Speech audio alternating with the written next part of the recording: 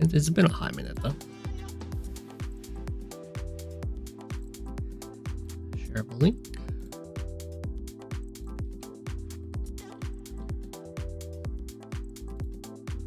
There we go. Join my own video. Put away the ruler. Avitz was first. He said he'd be first, and he was.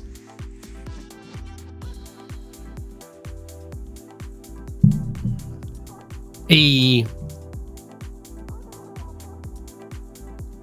I'll just be chilling for a bit so that people come in before I start doing replays.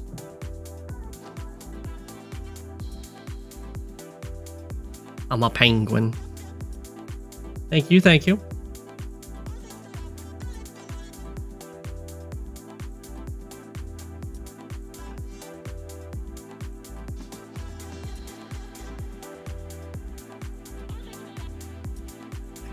Thank you very much.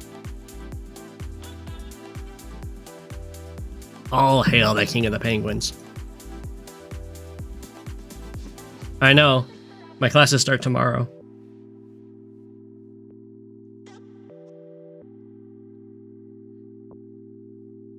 I haven't said he's gonna be first. Even though I started a tiny bit early, he was ready.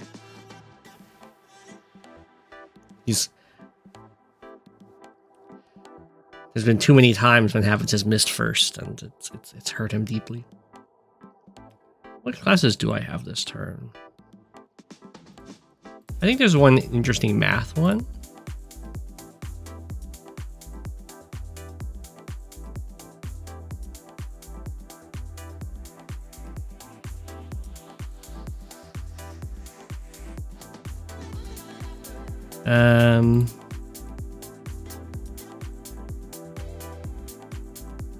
Looks like it's elementary differential geometry 1.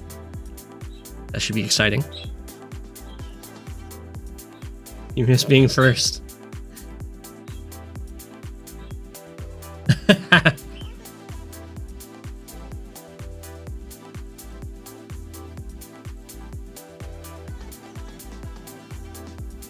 I'm also taking an ancient philosophy class, which will finish up my philosophy minor. Hey.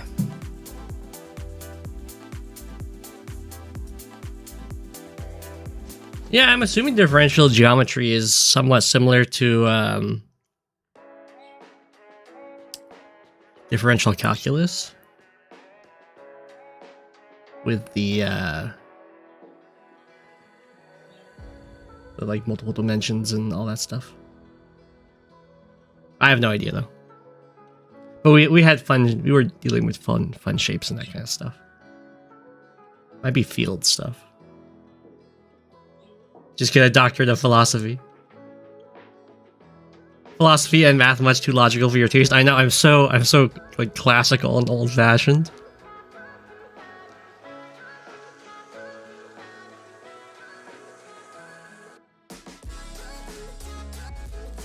Alright, I won't start the replay yet. It's not even 3 yet, but I will open the game because we're gonna start with the Go7 game, as is the Go7 Priority.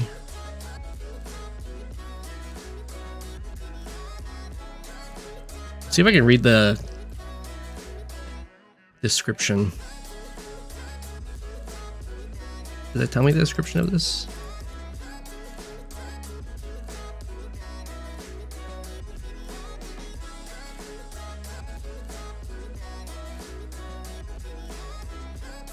I can't look at it here.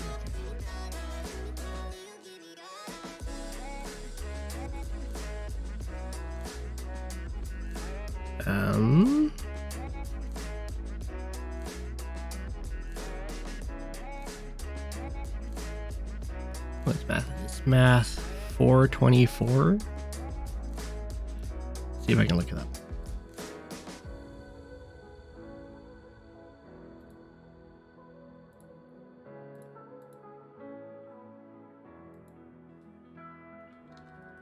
.424.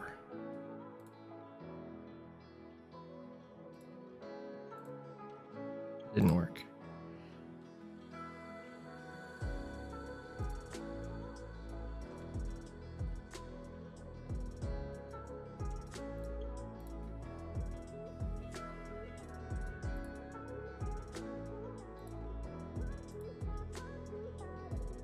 You would think I'd be able to see the description for my schedule. Okay. Go.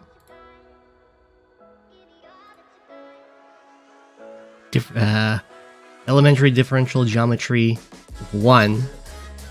Differential geometry of curves and surfaces. Parameter. Oh my gosh. It's parameters. Parameterizations. Global properties of curves, surfaces of dimension 3. Examples. First and second fundamental form. Curvature. Geodesics.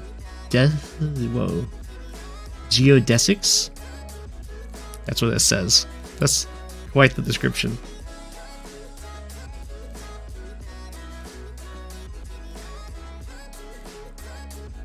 The replay queue is rather long.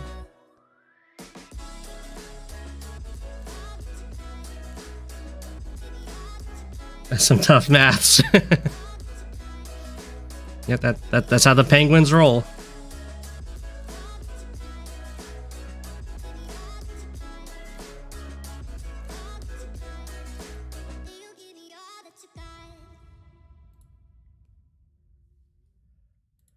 Okay.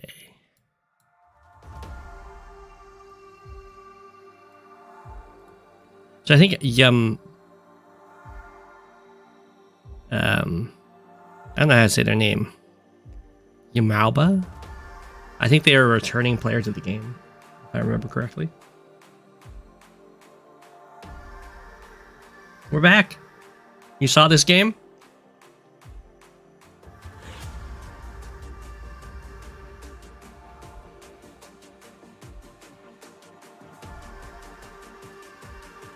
Darn this Go7 guy always prioritizing Go7. Yeah. Go7 with the anti-meta tournament picks. It's true. It's true.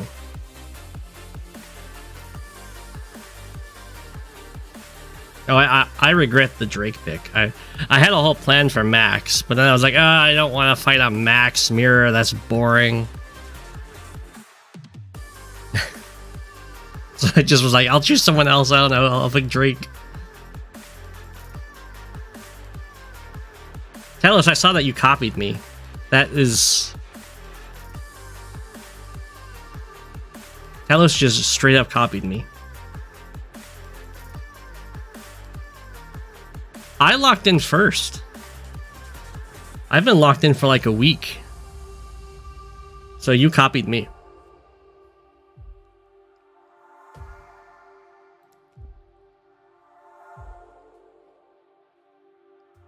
Actually, I've probably been locked in for a few days. I don't think I was locking in when I was quite so sick. Okay, how are we doing? I'll let one more minute pass and then we'll go into the game.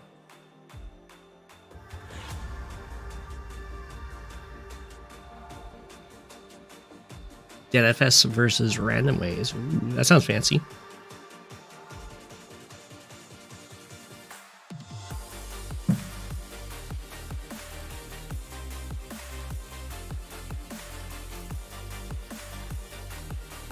I don't watch Mings' channel, so I have not seen it.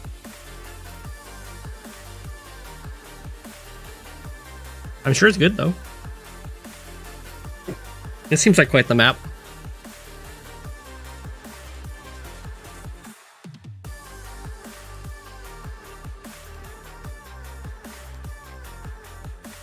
This map is wild. Yeah, I feel like I should have gone for the T-Copter opening, just because it's me. Yep, school starting tomorrow again. Every game you've had on it has ended by day 11. How many games have you had on this map? I've had one. I don't think it was day 11.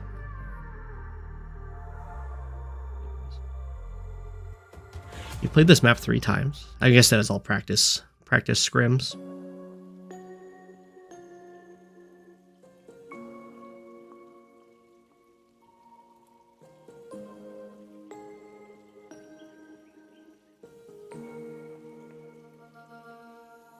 Three, two. Sure, we can do a countdown. That's one of your friends. Hey.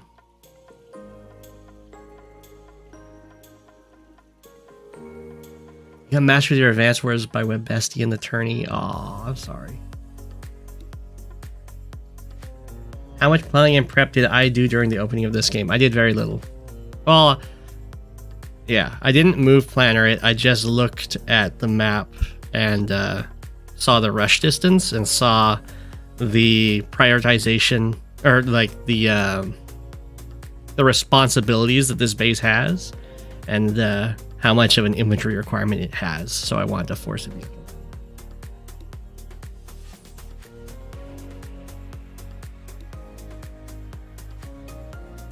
0. Okay, we'll go. All right. So this is for the return of the Advanced Wars by Web tournaments on site, which are nicely site run. Woo, here we go. And this is my round 1 of it.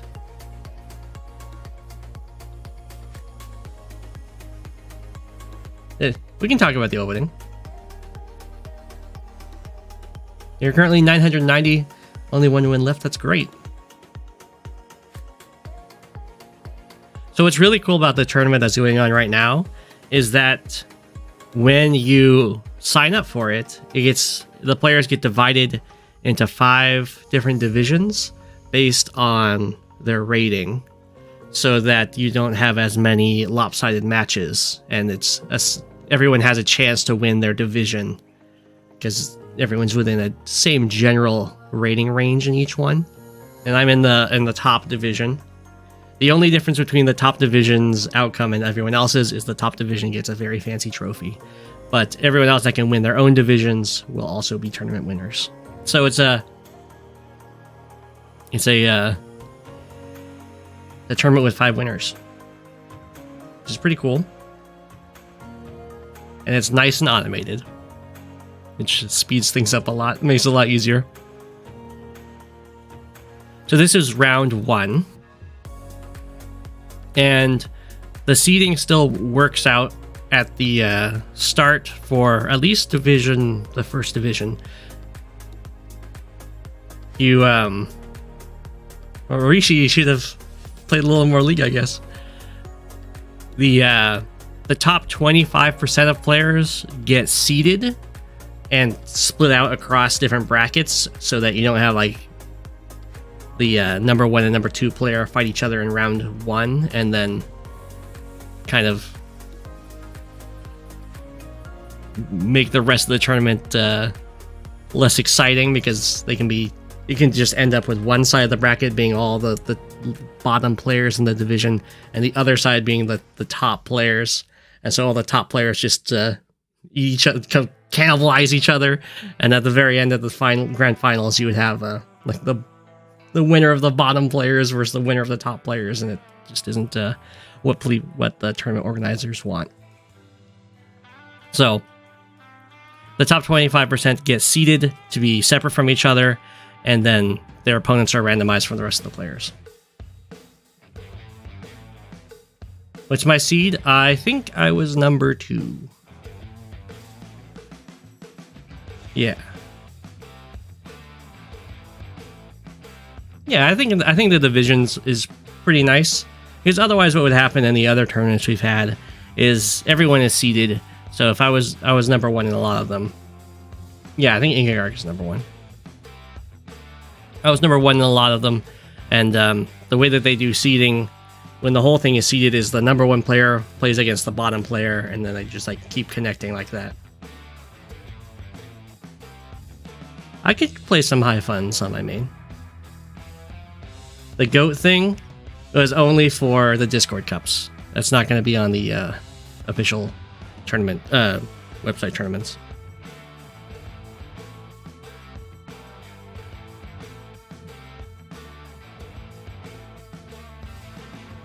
Very nice, very nice. Okay. You're always hoping for the penguin versus the goat fight. So going...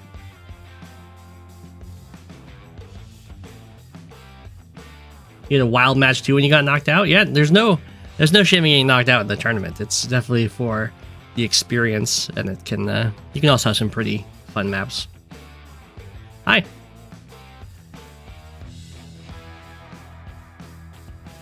So you can see my opening here. It's very simple at first. We're just going to be capping the bases and building infantry. I did consider a base skip here to build a recon here, a day 1 recon, but I figured it wasn't quite worth it because while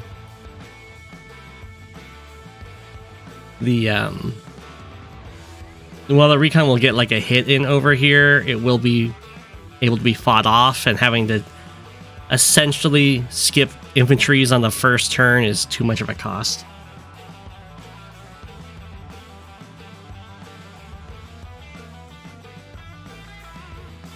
You just don't want to get knocked out round 1? Oh no. It's a tough map. If that's why you didn't join.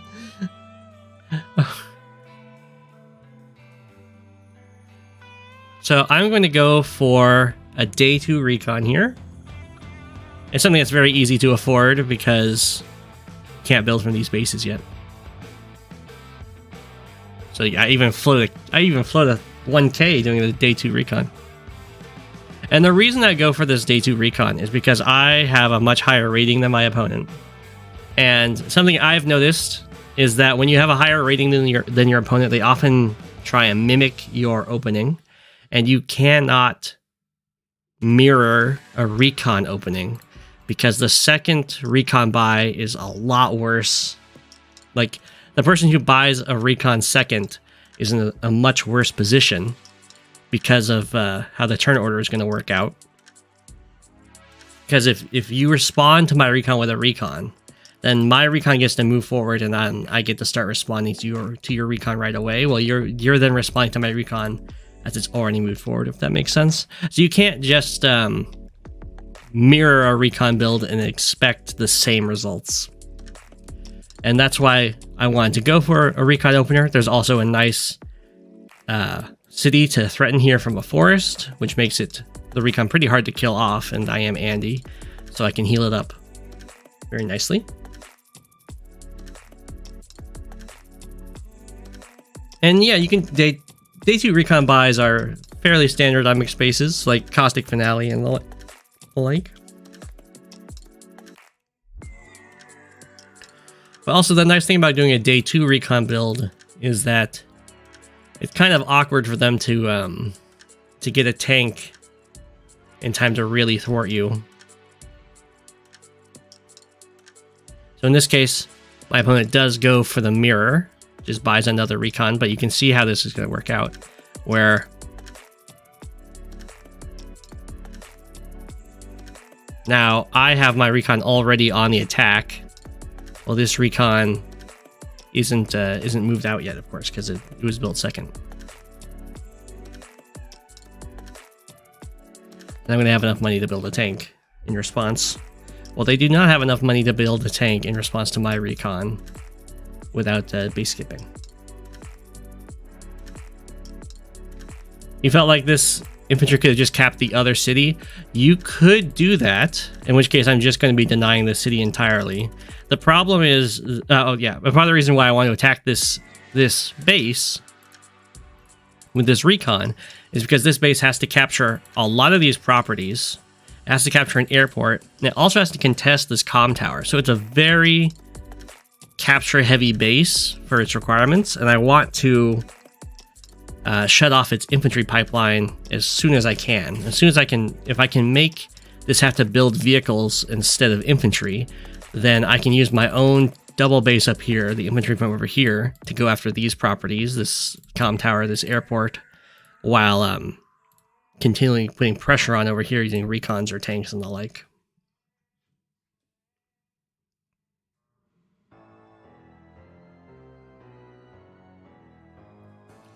The problem with, you can go for this city first instead, but I can deny not only this city, but like this huge swath of properties with the recon. going for the city first means you do get it, because I won't be able to get there fast enough to interrupt it. And you can see that they only have 8,000. So if they built a tank here, they would have to double base skip, which is horrendous on day 3 to have to do a double base skip. The recon wouldn't even have to move forward. It would probably just switch over to here. It could just completely ignore the situation.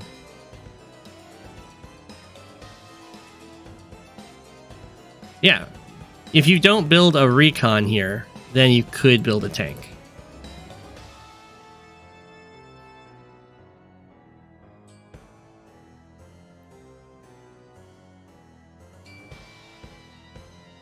And then if your opponent didn't build a recon, and they build a tank here instead, then you have a choice. You can either go and try and harass other properties, or you can go in and you can still take this attack from the forest.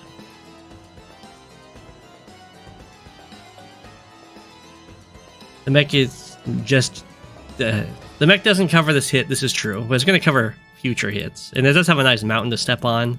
It makes it to this property just as fast as an infantry. I can understand the mech buy. If you don't buy a mech, you could, of course, just get an infantry and get a tank next turn. True.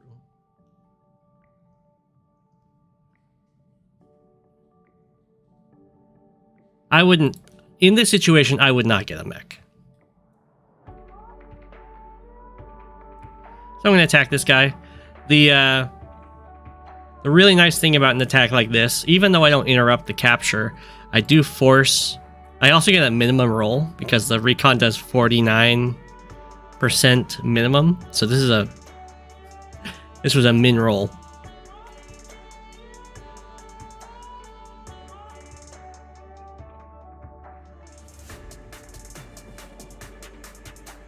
But it's okay.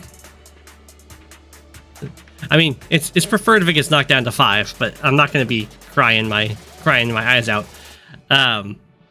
When you get the nice first hit like this really early in the game, this is going to suck up repair costs, which, since everything you're buying is in multiples of 1,000 per price, the 200 value that gets sunk into repairing this infantry is essentially costing them a full 1,000.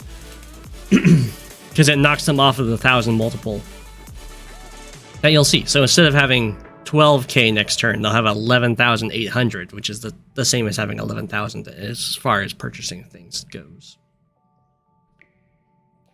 So it's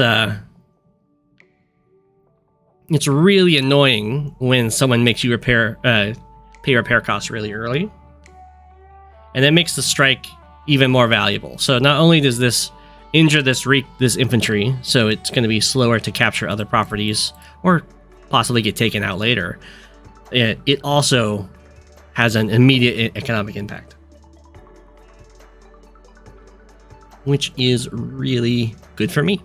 You can see I build a tank here, which is something I can afford because I was the first to buy a recon, basically. And it's not really it's somewhat a first turn advantage in that you'll be better.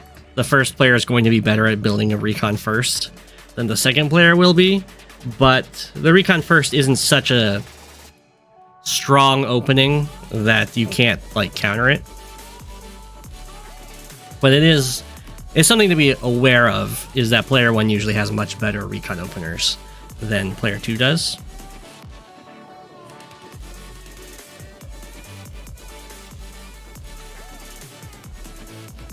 But recon openers are definitely counterable.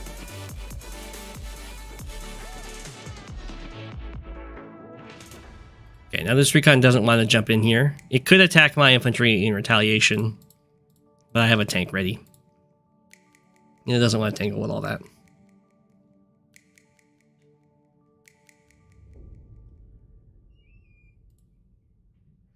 Alright, and then builds another mech.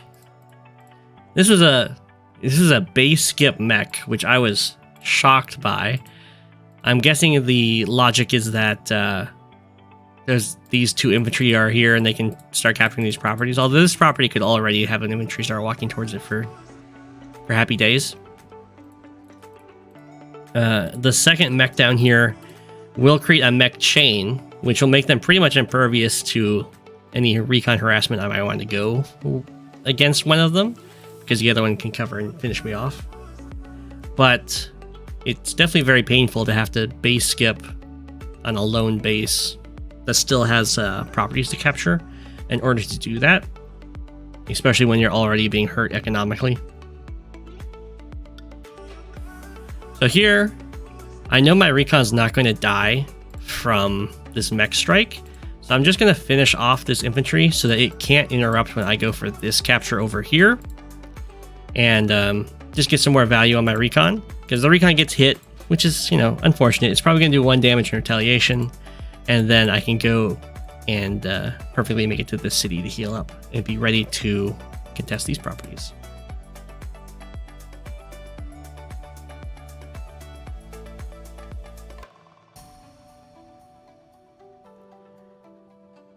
So sometimes you gotta go for moves like that, where you're like playing into something that hits you really hard in order to get some value.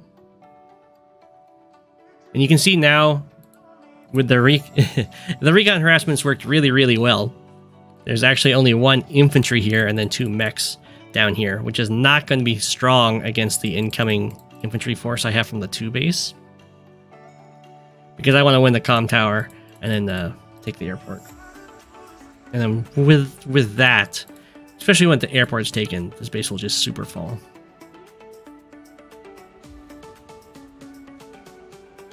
And then I'm a little concerned over here because this tank is threatening both the top and the bottom. So until it decides where it wants to go, I have to be a little cautious of where I want to start building my forces. So I just build a tank in the center, much like they did. Usually when you have 2 bases, it's beneficial to build your tank with the 2 bases so that you can still have infantry being built for capturing everywhere else on the map, including in the center, because you have 1 base that can build an infantry, 1 base that can build a tank. I build a tank from the further in base so that it can go and join this tank if this tank goes up here to fight, or it can go down here and contest properties while having this infantry being as far forward as possible towards the goal of my infantry attack.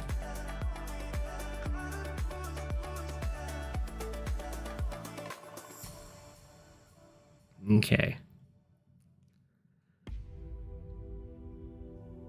Pop, pop. Got knocked down to 2. Does 1 damage. The 1 damage is really good because when these mechs aren't fighting, they're going to be used for capturing. So this is going to require an additional whole turn to capture. Starflash yeet.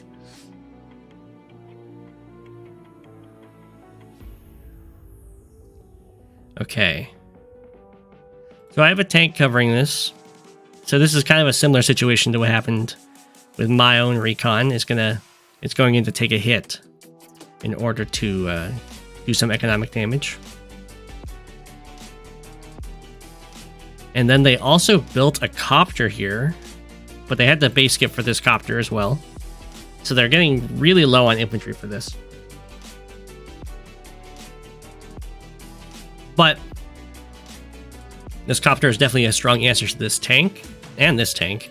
So if the copter makes it over here, then I could be in some trouble in an actual brawl.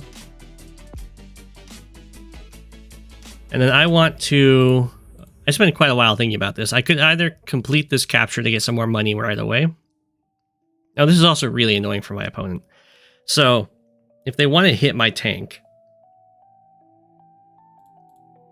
they actually have to go through this infantry. 1, 2, 3, 4, 5, 6 is the only way. Because this would go 1, 2, 3, 4, 5, 6, which does not quite reach. We can actually have the ruler out for that. So, in order for them to hit this tank, which I don't know if they really want to, because I do have another tank covering it, they will have to commit this infantry to clear out this way, or they could cancel this capture, which would not be great. they basically have to use an infantry to clear the capture, but if they use this infantry, they actually block the only tile that this tank can reach me from. So they have to use this infantry if they want to both clear the city and hit me with this tank. So I didn't actually have to cover completely like I did, but I wanted to bring both tanks over here anyway, so it's a very well covered capture, and there's nothing here that can really interrupt it without losing out on an entire unit.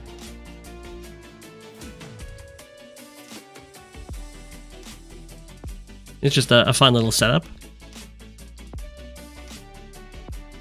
And then because I have the tank coming in from the middle, I can afford to build another infantry over here, which is really good because, as I was mentioning before with my attack down here, the base has a lot of very important captures that it has to go for, / contest, like the comm tower, like the airport, and then all of these cities.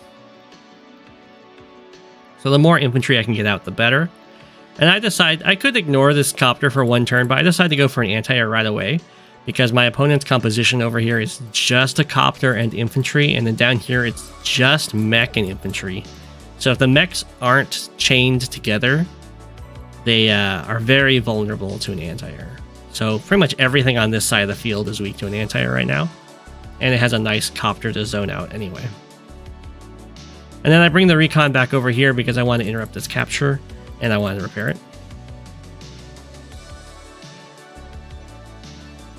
As long as we're both Andy here, so injured units are very valuable for both of us. And as long as the recon's still alive, I can get some nice heals off of it, and there will always be infantry on this map that need to be harassed. So it's going to have a lot of work ahead of it. So they send the copter straight down diagonally like this. I guess I'm not quite sure why. It is out of range of my anti-air, which is nice, but because I assumed that the copter wants to move over here because that's going to be away from where I built my anti-air. So this is like one tile down more than it needed to be, which makes it harder for it to like make its way across the river and escape my anti-air. Infantry comes in. Recon lives at 1. It gets a nice interrupt. And then they build an anti-air of their own here, which I was pretty surprised by. I assumed it was because I just finished capturing this airport and they wanted to put pressure on this base and this comm tower. So they're expecting me to build a copter, so they build an anti-air prophylactically.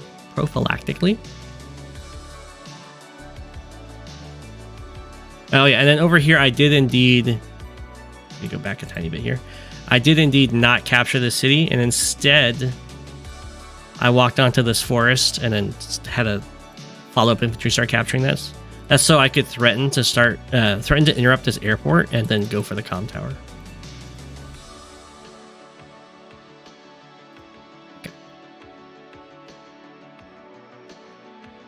The copter is kind of very intimidating for this poor infantry. In fact, I think the previous turn it had to chill. But now that the anti-air is here, I can start going for the captures. And then over here, the recon gets a nice interrupt in. And then I have 2 infantry here set up to finish off this guy. And then over here, I do kill off this infantry, while then also setting up an infantry to start capturing the city. And then I go for the first strike from Road on the Forest, which is a 7-6 trade, slightly in my favor. And then I build a copter.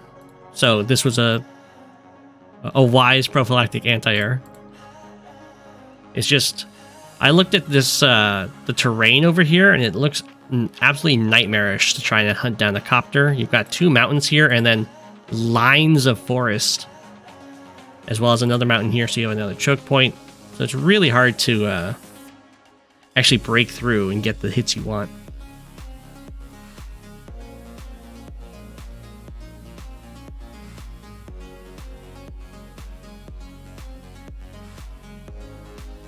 I could have reversed my anti-air and built from the other factory.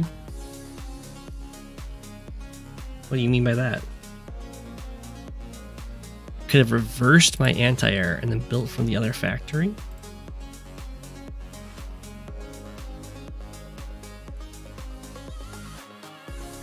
Oh, you mean built the anti-air here instead?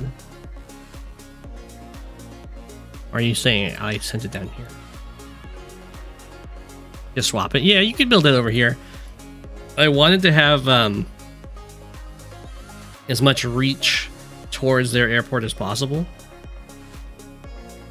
when building my anti-air. Oh, in regards to the copter retreating to the right? Yeah, that's true. I could have and then tried to cut it off this way. Well, I also have to protect against interrupting my captures right away. Oops, skipped over his turn. Yeah, get the interrupt down here. The slight advantageous strike there. And then over here, I'm a little worried about... If we can go back there. Okay, I'm worried about this recon. There's actually... Well, I can move the anti-air now. Well, before I move the anti-air, I was worried about the recon because if it goes here, it can actually block access from my anti-air from this copter, like hitting this infantry. So I had to make... I made sure that no matter where this recon wanted to block, this infantry would be able to clear it, so that the this copter would not get a free strike on this infantry. So the infantry had this infantry had to go here, so it could go either here to hit the recon here to hit the recon here, or here to hit the recon here. Because I wanted to put my anti-air here at first, but then the recon can just sit here and make me very sad.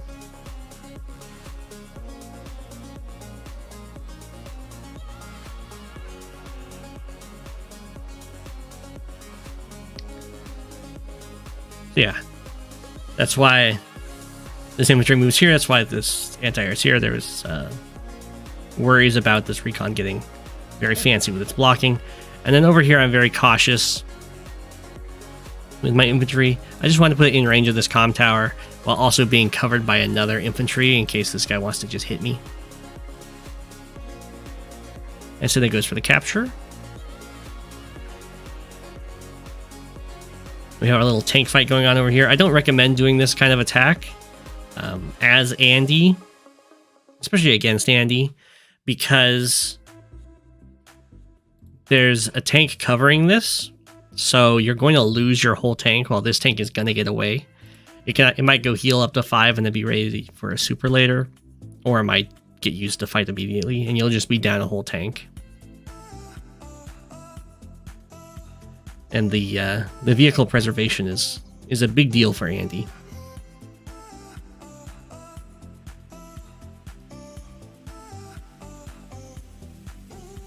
I'm not quite sure why this recon moved here. Let's see. 2, 3. It might be thinking about blocking this tile. We have a nice artillery buy because this anti-air was threatening to interrupt this city. But now the artillery covers that spot. I could still go for it, I guess. Decides to try and take out this recon, but I knew from the rolls that this was a pretty healthy recon, so I wasn't too worried about that. A very healthy 2 health recon. You caught a cold from Christmas and it sucked? Yeah, I don't know what I had, but it was not fun.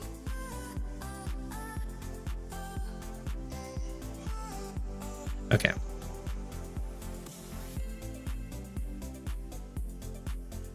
So I don't want to mess around with leaving infantry alive on properties, so I'll use the copter to get that kill, and then I can very easily do a little wall here, which is really annoying. The units here can kill this infantry, but the anti-air is standing in the tile that one of them would have to sit in. So they have to hit from the mountain, and then they have to hit from this missile platform. So this is just a classic block. And then no infantry can one-shot 3 health tank. And these guys just aren't quite in range.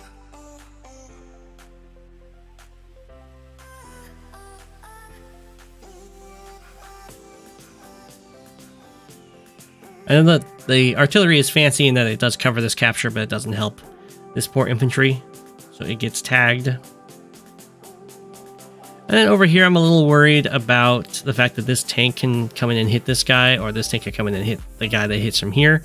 So I wanted to make sure that I would have at least 1 infantry over here that had full health, so this guy's out of range of everything. And then there was a base skip down here in order to get these 2 tanks, which is very dangerous to base skip from this base in particular, because of all the captures it's responsible for. And now just the huge wave of I used 2 infantry coming and kill off an infantry, and now I have a strong infantry force coming over to bully the base. And then I build another anti-air because I think this copter is going to escape this anti-air, and then I'm going to want one that's still over here harassing infantry and locking down this airport. Well, I can use the other one to go after the copter. Or if the copter gets kind of it doesn't like make a clean break for it or something, I can use this anti-air down here and deal with the infantry mech composition.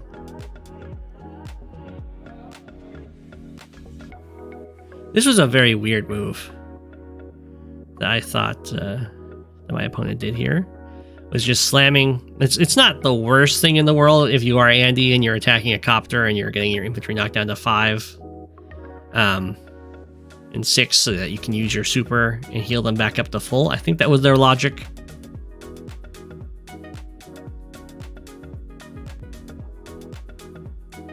The copter does make a break for it here.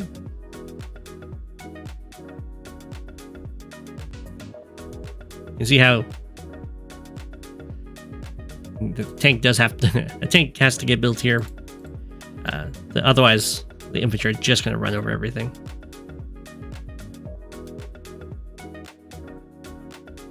And then the artillery moves over here. I assume that's to threaten this base, like artillery copter.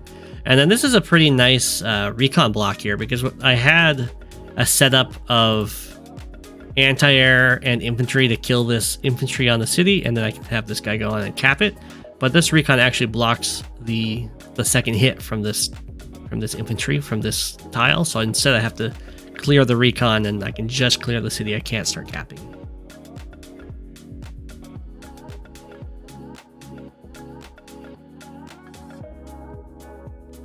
And then this is what do you call it? Like remove the defender kind of play, remove the counter. So the only thing over here that can deal with this copter and kill it very efficiently is the anti-air, so the 2 tanks can go in, take out the anti-air. I can clear the blocker, and then I can just sit here with my copter to make it so there isn't any 2-hit KOs on any of these, either of my tanks. And if the tank just gets hit by 1 tank, it's not a big deal. Can always heal that up. And over here, I'm starting to take the airport. It's not a huge threat of capturing it right now because I'm just using a 5 health infantry. It's what I had. But it is also stopping copters from being built there, which is very good for me and very annoying for my opponent.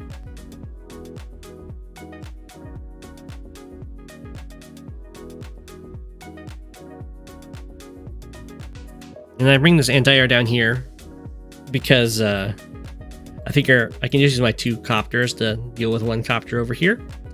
And I'm looking at the power bars at this point, and I'm thinking that I'm going to have to do some sacrificial attacks in order to get my super first, if I want to get my super first. You can see how much the like infantry combats, harassment, and base skips have really hurt my opponent's unit count. They're equal with me on like vehicles, essentially, but they're down by like 12 infantry.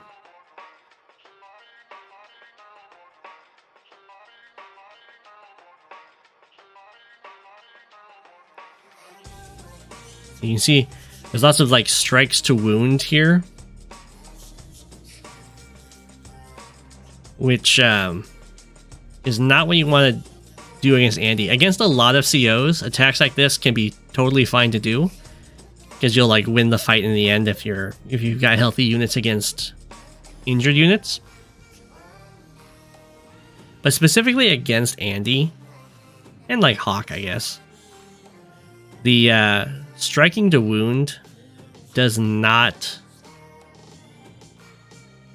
work out very well, because all of these wounds get healed up by Andy's super, and that comes very quickly. Andy has just six bars to get that super. It's one of the faster ones. You can see here I'm going to go for some sacrificial attacks to get the super this turn. And the nice thing about being Andy is when I go for these sacrificial attacks, the units get like knocked down to 5, they get knocked down to 7, and then they get healed back up to full. So it's not even that bad of a sacrificial attack, because your super benefits it very nicely. How much did that heal me, actually? Let's see. Was that a 20,000 heal? That was a 25,000 heal, wow. A lot of that comes because of the sacrificial attacks. And the fact that a lot of these injured units got, like, it was strike to injure. And then I made sure to delay this hit till the copter could reach all the way around and stand on this tile in particular, because that stops any of these tanks with the super movement boost from hitting the infantry capturing the comm tower. So that's now a guaranteed comm tower capture. And I missed out on some infantry rolls here, which is fine. If this guy had gotten this kill, I would have used this infantry and this infantry to clear this infantry, and then gone for the city cap, or this city cap, and then he goes for this city cap. It doesn't matter.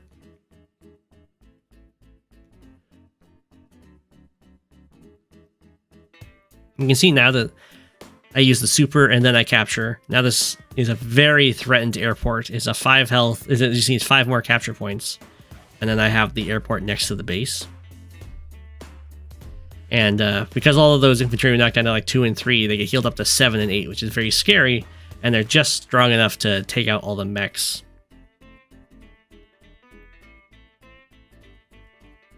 And then I'm fine with these tanks getting beat up. Killing off that infantry is very valuable because it was the only thing that could interrupt the comm tower. I'm not sure if I should have gone for this attack. I think it would have been fine to just stand back and use the recon to block the potential city cap.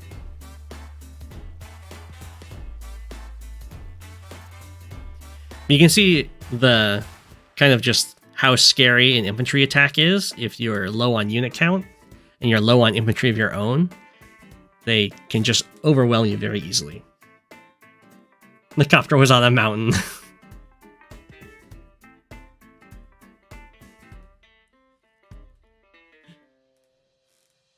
I'm assuming that's a joke, because flying units do not get any benefits from terrain stars. How much did my opponent heal up? It's probably a decent chunk.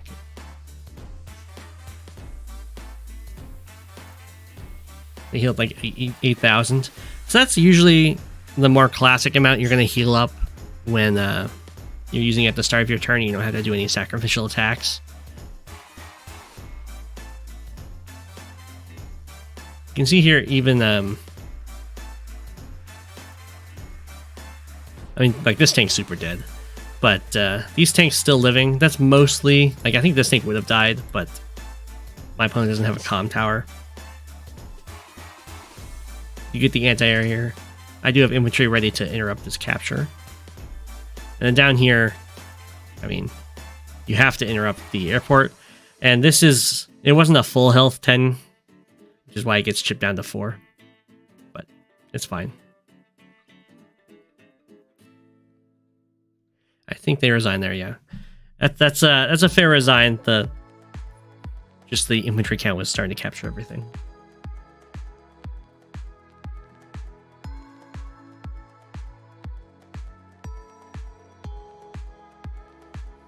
Lash users hate this. It's true. So that was the idea.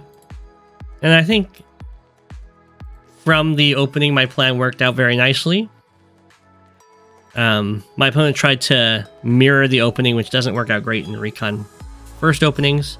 And I was able to kind of delay the capture, like the capture phase, the capturing of this base. It was pretty much an uncontested comm tower for me. I was able to then go straight for the airport and just kind of overwhelm it with the infantry and then vehicle follow up. I think my opponent did some really good blocking with the recon, and then against another opponent, another CO, I think some of their a lot of their choices for tactics would have worked out better. But you just gotta, you can't. Andy's got that day to day. You can't strike to wound Andy. Everything has to be going for the kill. So that was round 1 of the tournament. Round 2 hasn't started yet, but it will be against. I will be against Mr. Greensuit, who is the person that taught me standard, especially recon heavy standard. So that will be a fun round. All right, moving on. The replay list. Next is FanZ versus Steeler.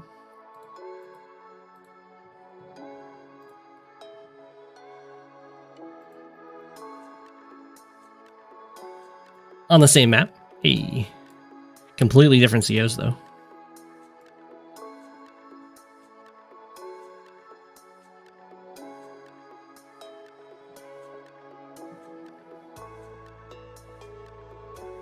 Another tournament game. This map looks familiar, yeah. We'll see. I imagine we'll see a different opening, though. I haven't actually seen another person going for the recon opening. It does look like a pretty classic setup, though. The recon just reaches a nice property in 2 turns. But we'll see here. Rachel versus Kindle is a classic matchup. You have no faith in the next round map, however. I should let my guard down completely. I will let it down. No worries, no worries.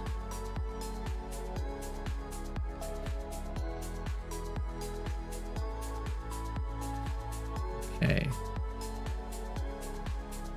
So this is looking like, yeah, there's no early recons from either player, so they're going to try and focus on the capture phase for a bit here. Oh, actually, I take that back. FanZ didn't go straight for this property, so must be going for this like capture chain down here, maybe.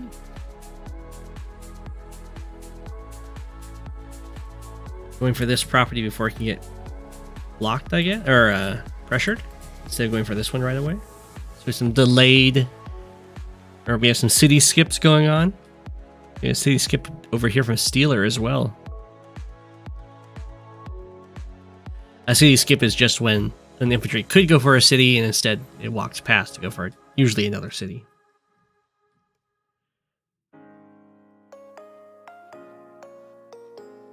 Okay, then we have a tank. This is a forward tank here, which is fine. The infantry can move here and still get to this property just as fast. But I would prefer the tank being built back here usually, just because this tank overreaches for going for this base. It can go all the way to here. 1, 2, 3, 4, 5, 6. That's, you don't need to be able to dive that far forward. You might as well have more pressure elsewhere.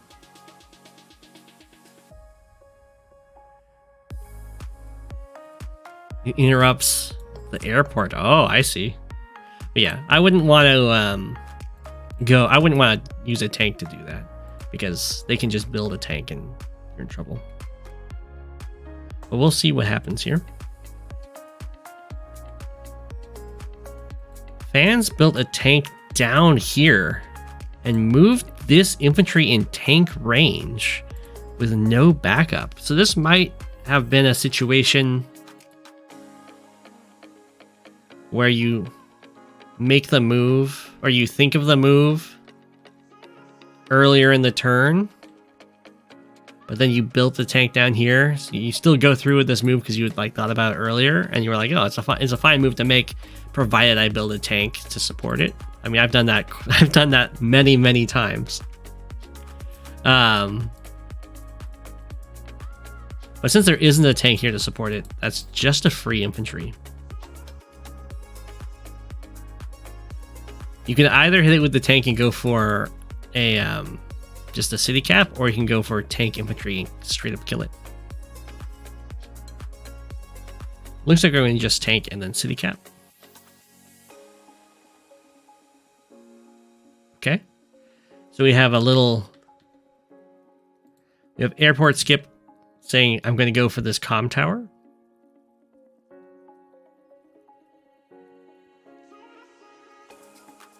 Or I guess it's just another property skip. It is skipping the airport. Oh, interesting. So FanZ just lets this through. While these infantry are all over here, none of them are actually protecting this comm tower. So this is just a Kindle comm tower now.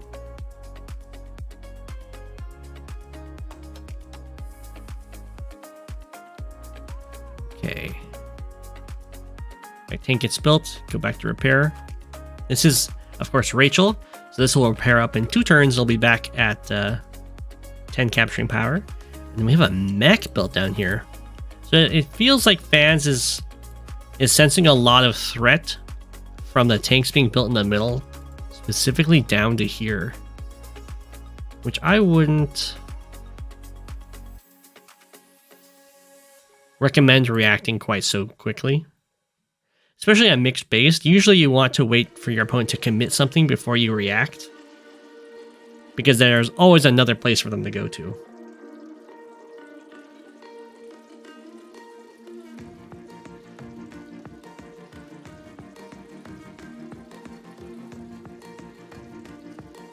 Okay, so Steeler's like, I'm going to get both comm towers. This one was kind of gifted. It does have a lot of infantry staring at it though, so sometimes what can happen is you let your opponent capture a property or capture a comm tower, and then you like just use your overwhelming forces to just take it from them. And this looks very possible to do for FanZ. Whoa, don't put your tank there. Okay. So the problem with putting a tank there is that it can get two-shotted.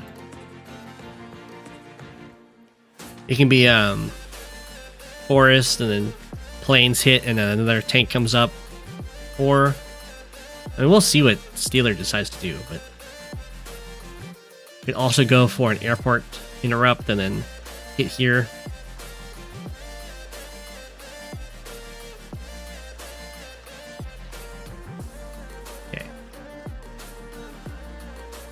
So you can see why I was before talking about how building the tanks over here is beneficial in comparison to like building in the corners.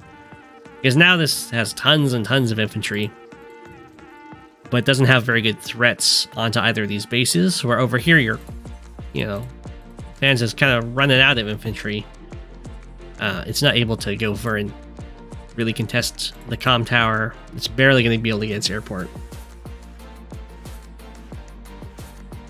The infantry swarm is all-consuming, this is true.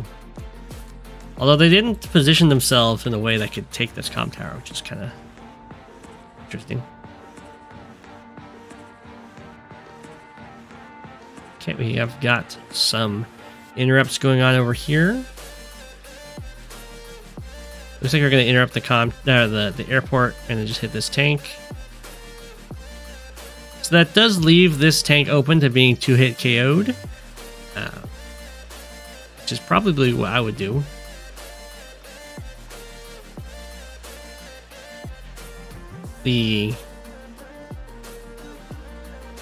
Yeah. Yeah, you can go like that and then join Cap the airport. The reason that Stealer doesn't want this airport to go through is because it's a tank-heavy attack, and copters could scare it off immediately. You do have to join Cap it, though. Otherwise, the tank can just clear the airport. And now the infantry are coming in. This will require a response from Stealer.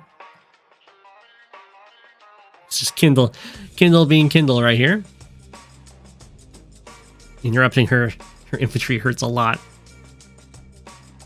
Oh no! No, you can't do that. Well, now the airport can be cleared. Stealer actually has a choice here. They could, well, they'll probably take the comm tower, but they could also ignore the comm tower and go for like some tank strikes.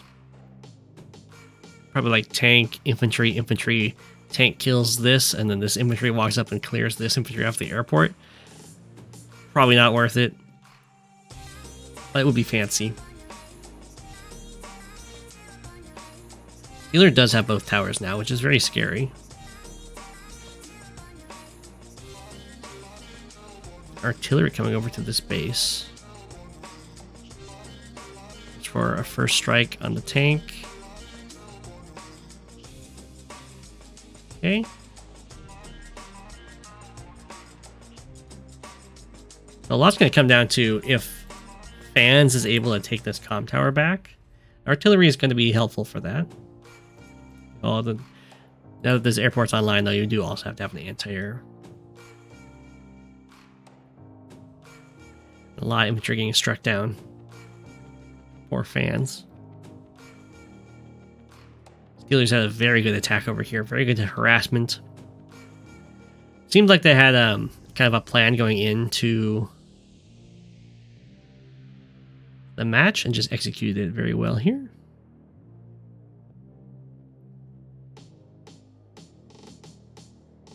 The mech makes it to a property to capture.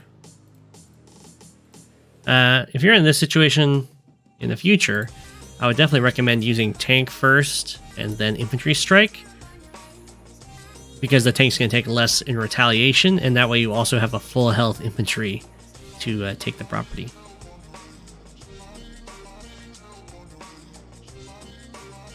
Which is very nice. Oh! That's a very daring HQ cap.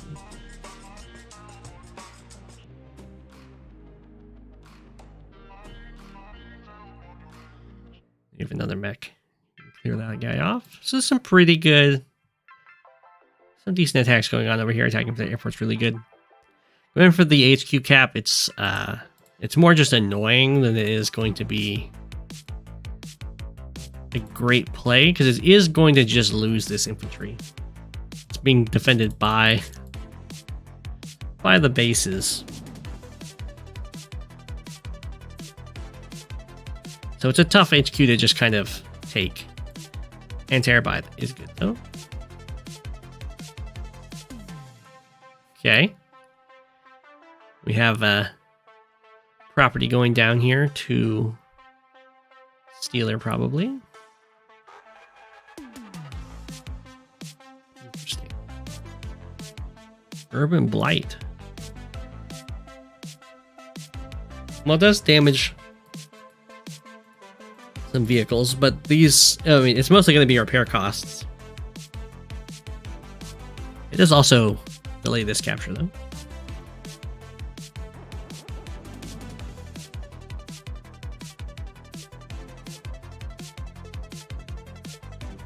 Yeah, I'm not completely sold on that Urban Blight. But that's okay. It still got some value. Rachel's gonna be bankrupt. Maybe. But oftentimes you don't need to you can buy very efficient units. You can buy mechs, you can buy like artillery and usually be pretty happy. But yeah, I think at that point, with both comm towers falling, airports completely denied, that's a fair resign from FanZ there.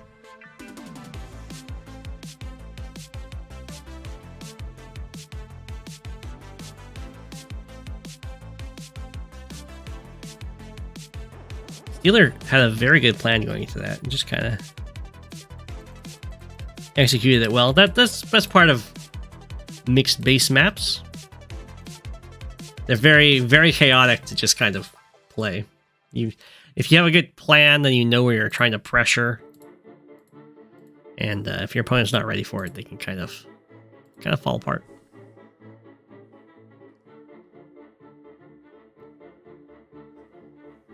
So very well played to both players there. Okay, we have EsperBlade.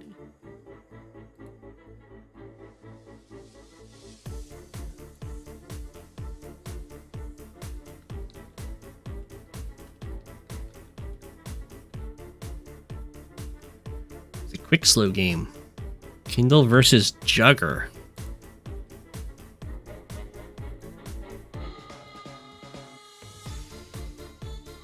So this is a matchup you don't see very often. You've been waiting for this? I would say that this is about even in tiers.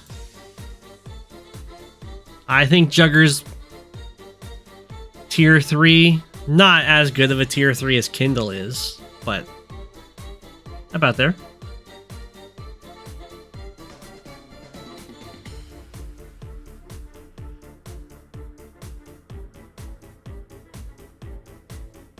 Yeah, I'd say Jugger's tier 3. From my experiences. Explanation? Well, Jugger, a lot of the units that you're going to use don't super care about the massive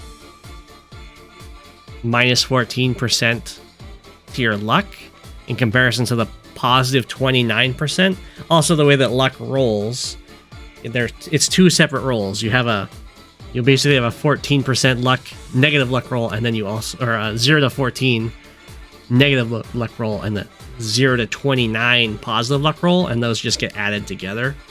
So way more often than not, you're going to have a positive roll. And when it comes to like mid game with like a medium tank, for instance,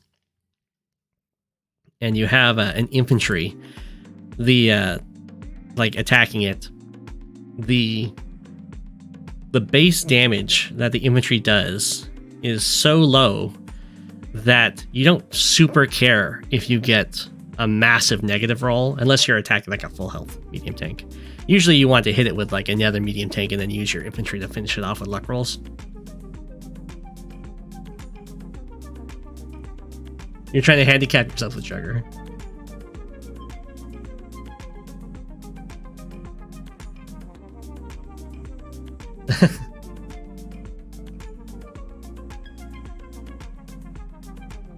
But there's a lot of luck rolls that getting massive low rolls is not a huge deal, where then the massive upside is the massive high rolls are really, really good. And there's also the situation with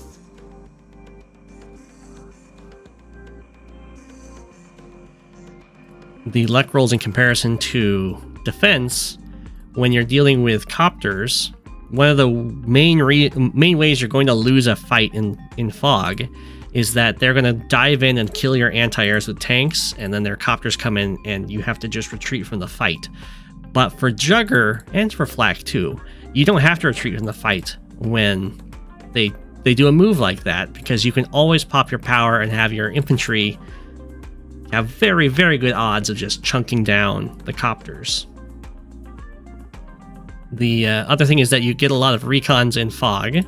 The recons are also good in standard, as we've seen, and recons are very, very fast and can ascend and pretty cheap, so they can essentially be used as really, really speedy infantry when it comes to using the powers and trying to get some pickoffs. You can also do some Jugger strats where you try and tech up, force the game to tech up, so that you get a medium tank, your opponent gets a medium tank, and then you have the nice situations where you can have your medium tank hit their medium tank. You don't kill it, but you knock it down to low enough health that when you go for using your other units to finish it off, they don't have very much risk of a counterattack. And you can just really rely on, or you can just really utilize your luck rolls to do a lot of cleanup. The same with Nell, yeah. Mr. Green Suit, that's right.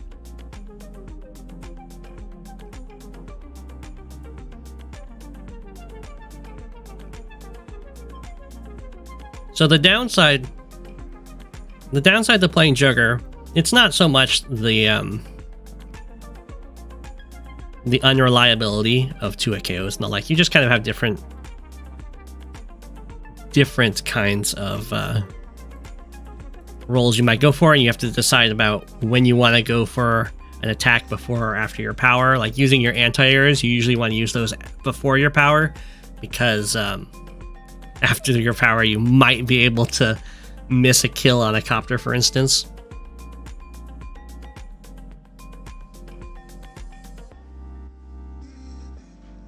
Jugger's strength is his day to day. Well, I mean, his powers too. It's just that his powers just heighten its day to day. But the main weakness for Jugger is kind of the same weakness that like Lash has, and that while he can do some really good damage, he doesn't have any like support components to his CO kit in regards to like movement, positioning, and that stuff. Lash kind of does. She gets to the perfect movement on her power turns, but those take a long time to set up.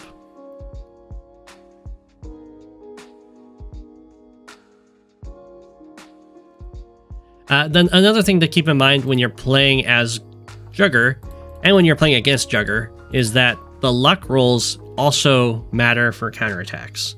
So you got to be careful when you go for a harassment on Jugger infantry sitting on cities. It's like if you send a copter in, for instance, to hit this infantry, there's very good odds that you're going to lose a whole health on that copter for doing like 6 damage to an infantry, and it's actually a negative value trade. So you have to be careful with that kind of thing.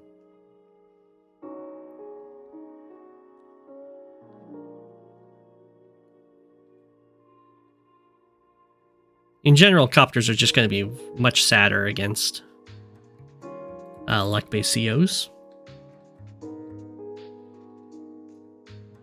Like both players kind of went recon and then tank here, and it's kind of straight for their airports.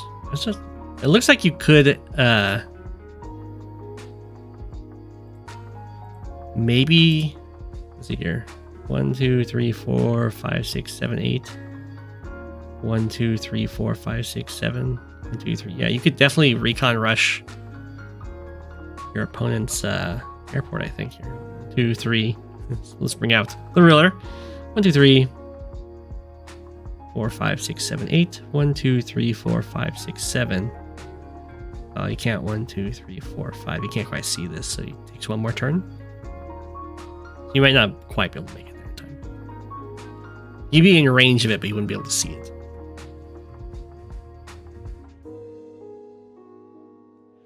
In the Fog of War CO elimination tournament, you had Jugger deal 7 damage to a medium tank. Yeah. Nell's like tier 2.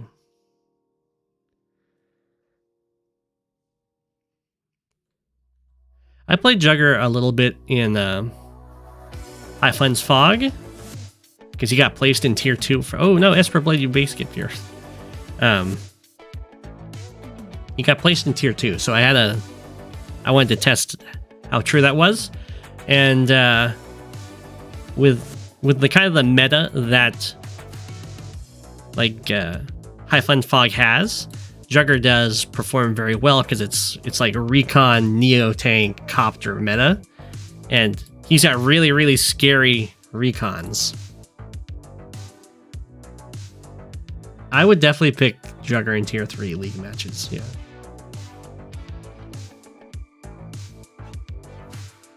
Any matchups you want to avoid for Jugger? Well, he's probably not gonna like Andy. Because he does.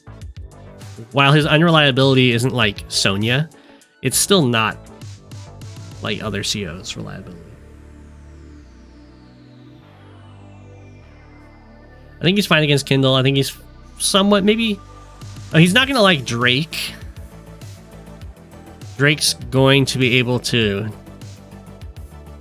Any global damage will make him really sad.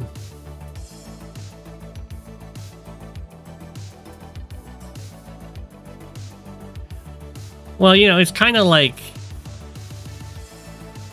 you won't really lose games over the RNG rolls so much. You just have to change how you do your luck management, which takes a lot of practice. Because a tier 1 CO. He's definitely tier 3. He cannot keep up with tier 2. In tier 2, everyone's got utility attached to how good their powers are. And Jugger has no utility. Where tier 3 is kind of the cutoff where if you're just power. Jugger's tier 0 if you have broken luck every single roll.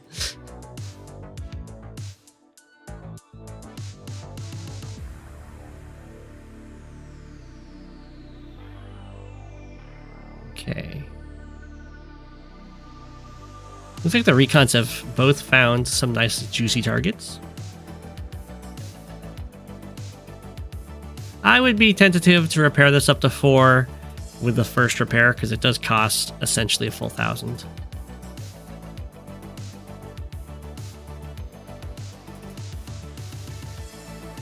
But otherwise, I'm pretty happy with how this has been going down.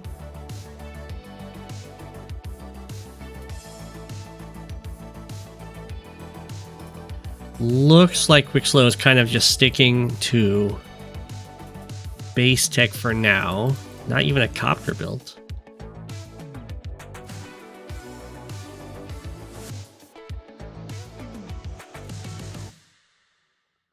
Whoa. So usually I wouldn't want to do something like that. Ooh, nice. Oh, I was like, wow, that was a high roll. That's not a high roll. That's Kindle attacking from a city right there. The risk that every recon takes.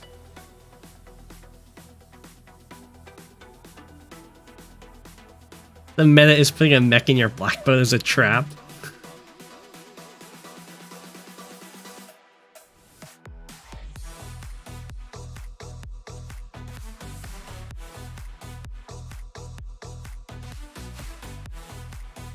Okay. Lots of very vulnerable targets over here. Oh. Very spicy.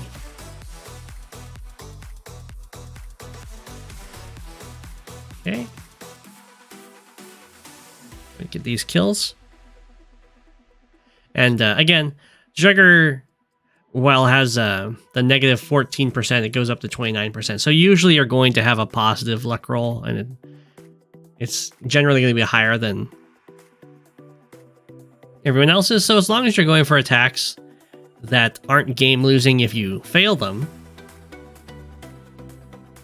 it's definitely fine to go for an attack like this. Go for attacks like this. Oh, very aggressive. This anti-air.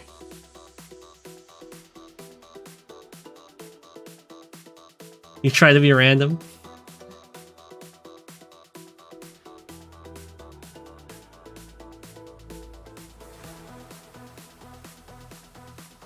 Okay, so we had some very strong harassment from Quick Slow.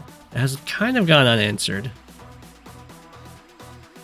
1, 2, 3, 4, 5, 6. Sure. It's a very awkward situation.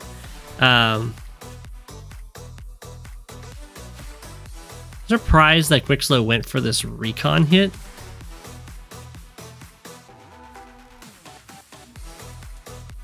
If I was looking at this, I want to kill this anti-air, of course, but then I'm forced to attack from one side that's next to a city. So I might have used this copter combined with this infantry to clear this city and then put the 2 health tank here. And then I'd have like tank strike here, tank strike here.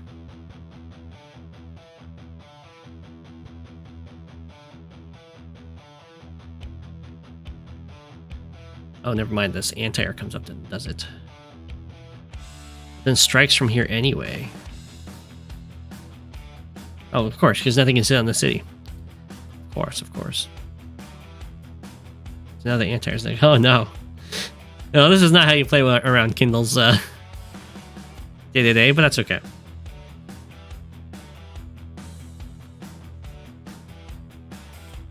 You would have gone for the recon kill? That's fair.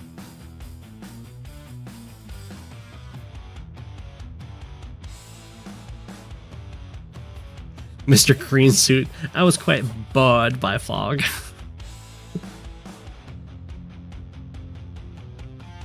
I thought you did know this tank was on the city. You see it, yeah.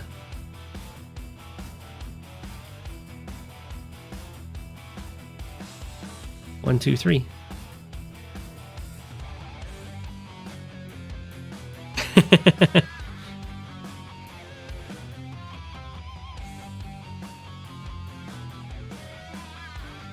Okay.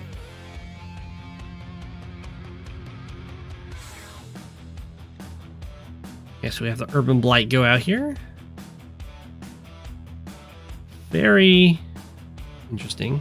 This tank from the city would probably well, maybe it doesn't quite one-shot, but it will one-shot this one. I think it one-shots tank members tank on planes. It might be a roll, though. Did I say that? I think Urban Blight is stronger. In general. Not always.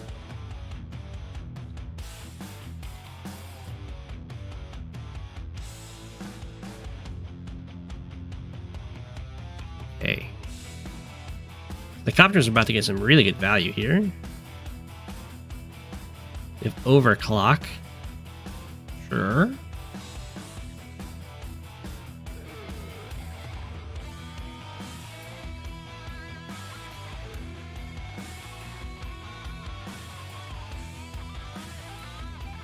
Okay. I don't think overclock was needed there.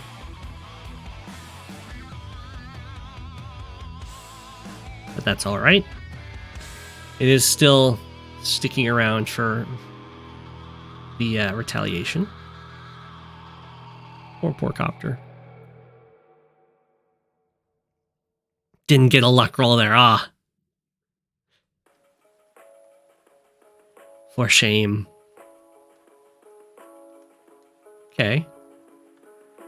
So EsperBlade's been having some trouble in this fight over here, but down here they're doing really well. Quick Slow actually floated 7k, so I imagine we're about to see a Neo tank?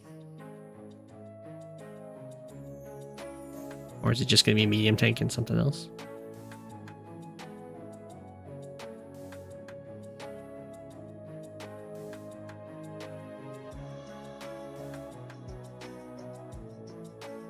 It's a very nice little combination of strikes coming out from Quick Slow here with Jugger. Okay, it's just a copter and then double tank, I guess. Oh. Entire infantry, okay.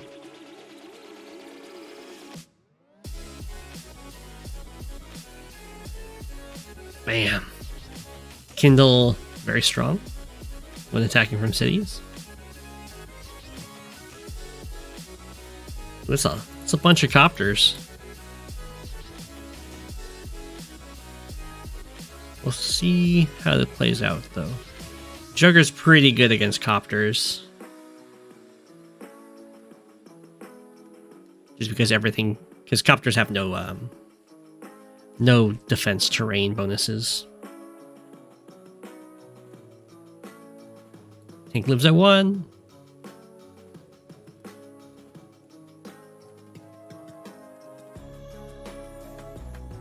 Okay.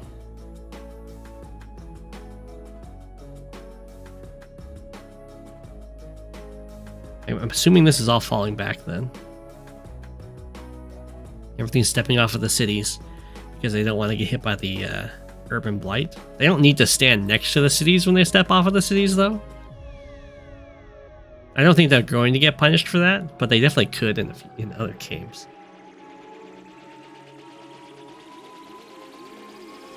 Do I think that Jugger should have more recons? Probably more than just the 1.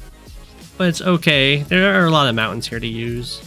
And infantry strikes from... Yeah, you're right, Mr. Greensuit. You definitely should strike from the mountain. The infantry against the recon. Ooh.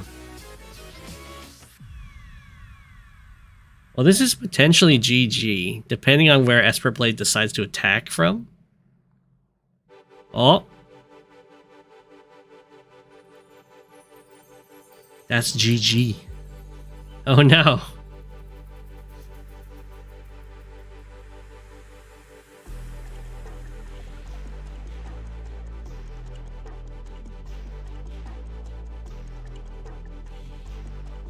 Oh no.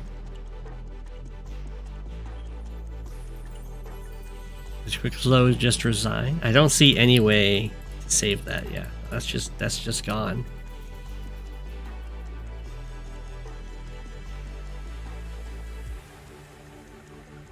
That is something about Urban Blight with Fog, is that if the double missile resign, I like it, is that usually when your black boat starts getting chunked down, you can kind of react to that as a threat, then you send your army over there. But against global damage and Kindle, it can kind of get chunked down by the powers, and then you have these more surprise HQ caps on you. The GG missiles, yeah.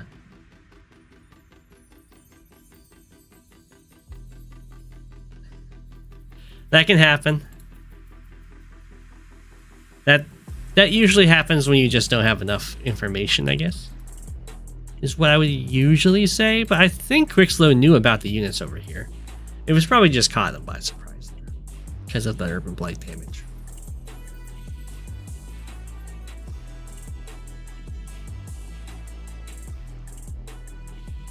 Your understanding of the CO power is to use it for the plus 10%. Nah. You wanna like set up really good value attacks.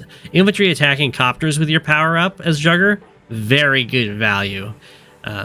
Anytime you can have like same type unit attack same type unit, and then you have infantry or recon follow up, also very, very good value. Yeah, that sometimes happens. You just don't expect the HQ cap, but very good on EsperBlade to recognize that. So recognize the HQ cap potential, and had very good blocking here too. Like this tank could have hit from here and it would have been disastrous, as nothing could stop the infantry from like hitting from here.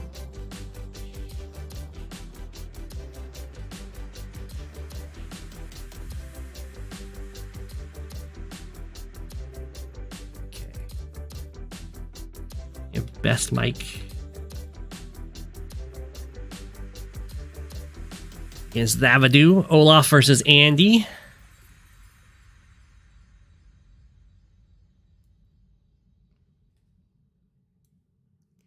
This is on free shipping, which I have. Oh, we have an apple, which I have never seen. Three landers. Yeah. This is when you know you're the map maker is like, I hate Rachel, I hate Von Bolt, I hate Sturm. We're just gonna have people start with 3 landers, so they can magnet everything for free.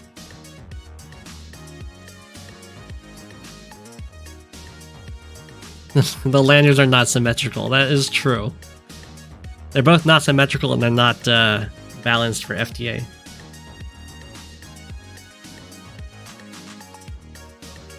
Actually, yes, they are balanced for FTA. Player 2 can hop into the lander right away, and player 1 cannot.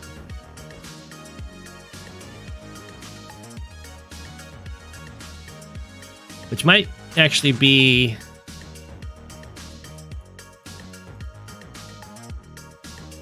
too much of a FTA balance, because they also start with 2 infantry.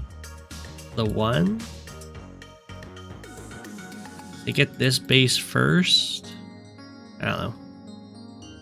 That's for the map committee to decide if this map ever gets put into Global League.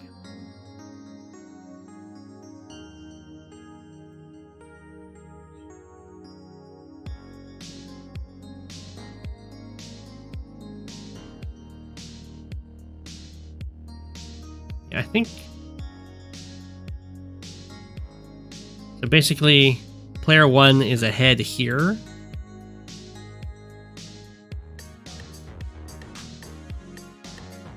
Player 2 is ahead here. I think being ahead over here is way stronger than being ahead here, though. They're not well balanced.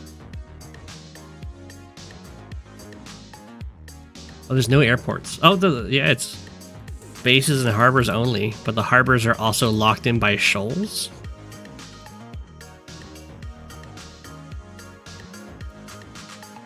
So this is a map where you really want to get recons quickly. This is going to be a huge pain for your opponent to actually protect all of their infantry.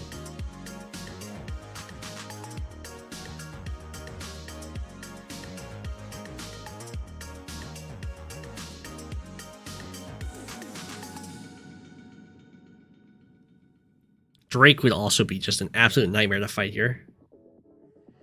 I don't think it drops you off down here faster. 1, 2, 3, 4, 5, 6, 7.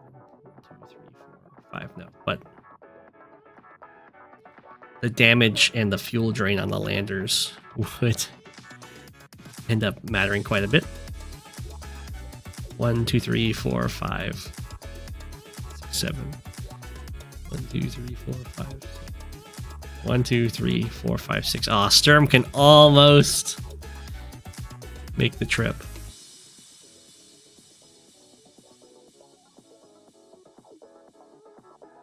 Okay. Okay, there's a recon. That's what I was saying. It's going to be absolutely awful to try and defend your infantry on this map. Very, very wide capturing front.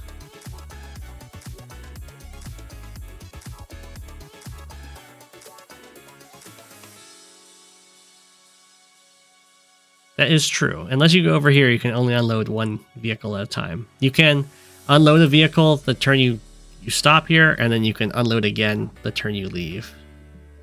So you don't lose any lander turns, but it does take you longer to unload.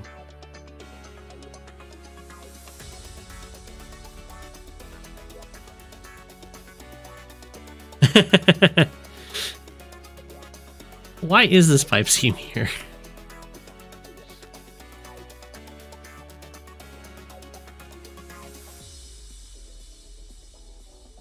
Okay, so we got some more recons going on. I imagine that's just what people are going to be doing for a while here. Okay. You'll really, on a map like this, you're going to want to spread out your where your infantry are capturing from pretty quickly. Yeah, okay. So Thavidu is sending a lander up here with some infantry.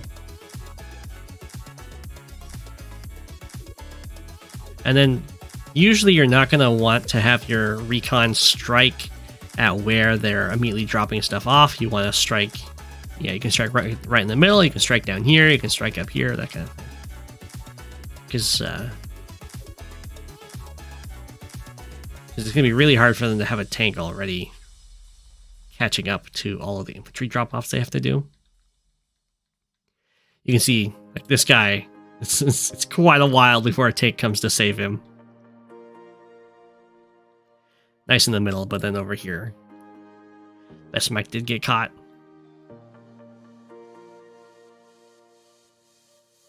Double lander drop-offs going on over here. Another thing that's going to be really valuable is any artillery that managed to make it to some of these central forests.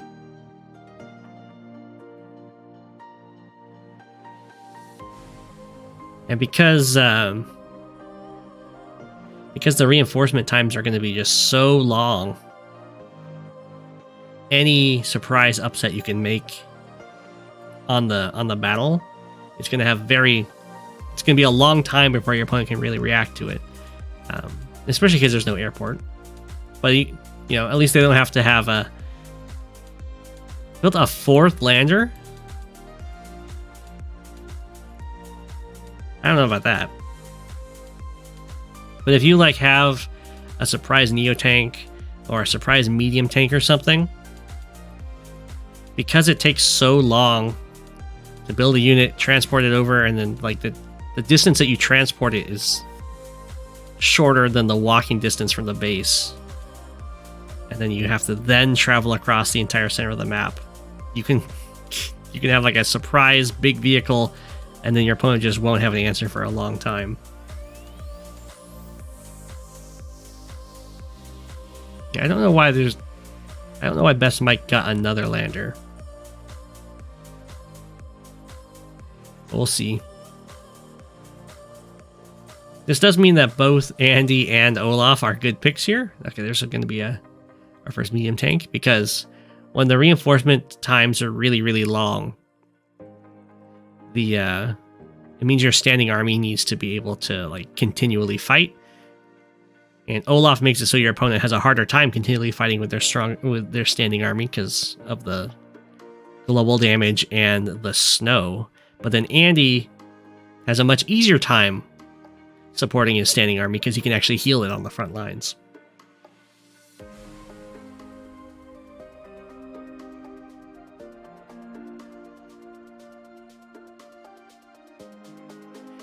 I would say airports are important, yeah. They're part of the unit triangle. The base tech unit triangle of anti-air, copter, tank. Anti-air beats copter, copter beats tank, tank beats anti-air. So as soon as you take out any of those pieces, a lot of the balance in the base tech vehicle production kind of falls away. You get just tanks. Lots and lots of tanks.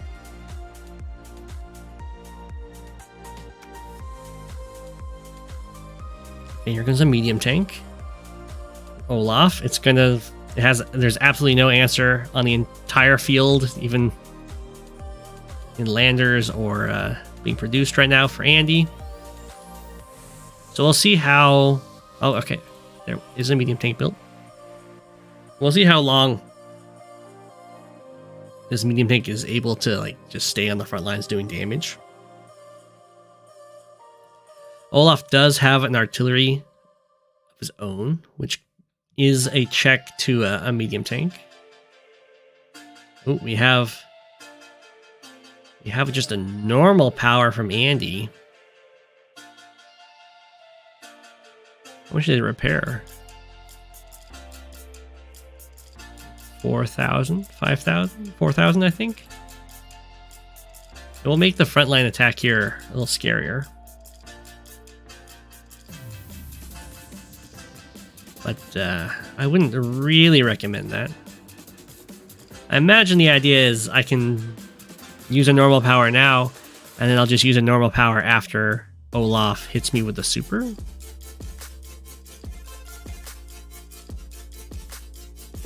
Is I imagine the plan there. Oh, base skip Neo tank.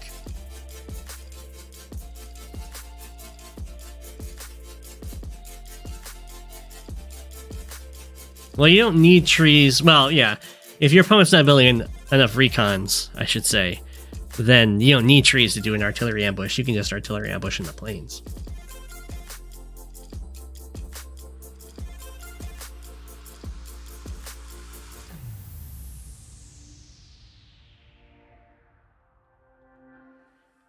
Okay.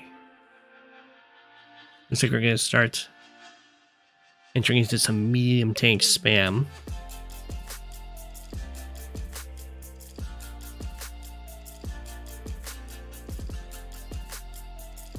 More recons are needed. Yes, more recons are needed for both players. There's one recon on the field right now. There's two. Thavidu has this one and just built one.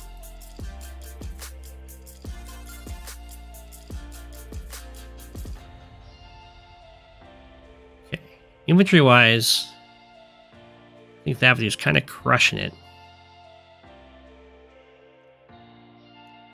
The first Winter Fury hasn't hit yet. Oh my gosh. Don't do this with your surprise medium tank.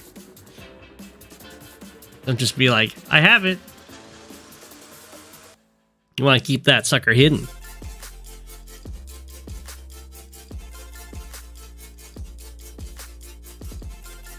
Alright, we are entering into big vehicle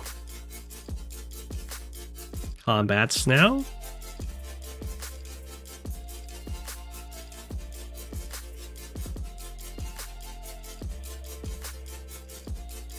Yeah. Thavidu, no fear, just attacking into this medium tank. Which is probably a bluff. It's either a bluff or it's just, I don't care if you hit me. I want to get the damage in that I'm getting in. You see the power of just unit count over here now. All of the units for BestMike have been cleared up, and Thavidu is kind of set up to start taking all of these properties.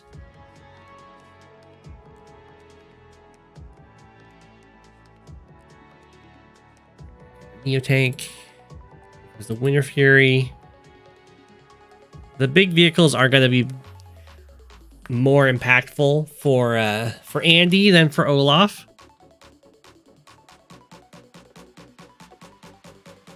Just because being able to heal them is a big deal. And even with Winter Fury, they're not very easy to kill. Unless you have air, and then suddenly Winter Fury makes them much easier to kill because they can't escape the copters. The anti-airs have a harder time zoning and all that stuff.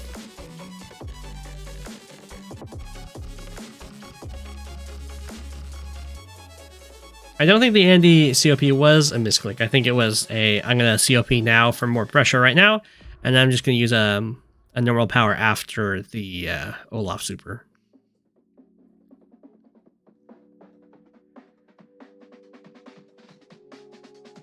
I wouldn't say I necessarily agree with that, but it's something I've done in the past too.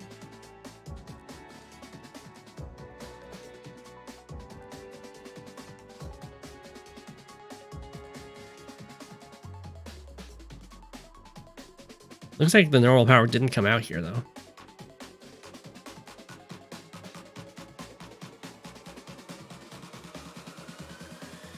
So I guess we are going to go for the super.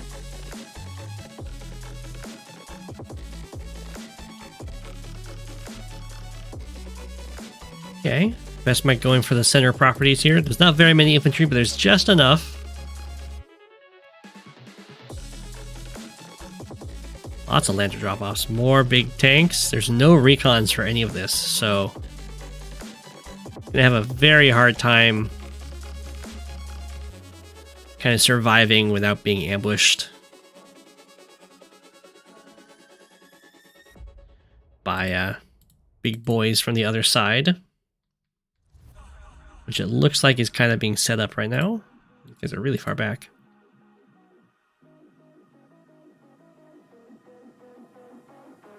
Some infantry got sent in to delay these captures.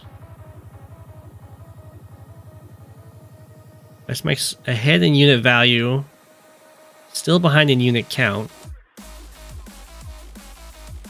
Kind of gonna just come down to how well Thavidu is able to kind of rush this reconless forward force. It looks like Thavidu is not going to try and attack it. It's just going to let the properties go, and maybe might be hoping that he'll just kind of like overreach and try and go for this property next.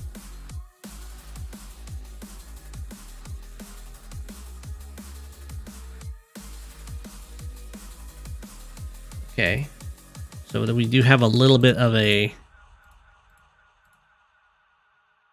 overextension, but it's not that bad unless there is an Andy super this turn. If there's an Andy super, this is going to hurt a lot. If the mech gets involved, you can have Neo Tank, Medium Tank hit on this Neo Tank.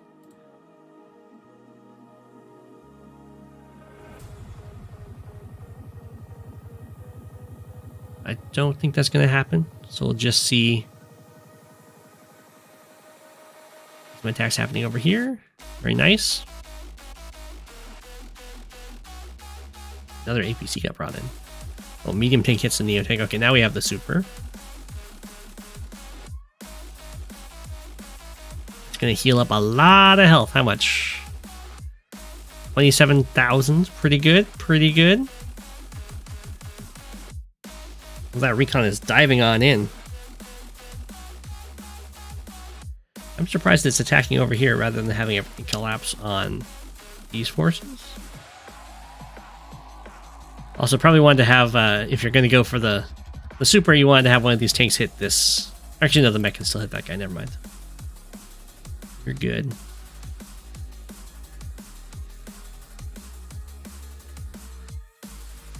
Bam.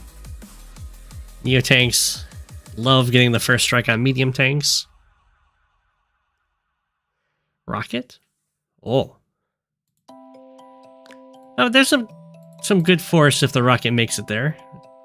It will kind of get snowed a bit, but it's a risk that Thavidu is willing to go for here. This is what happened.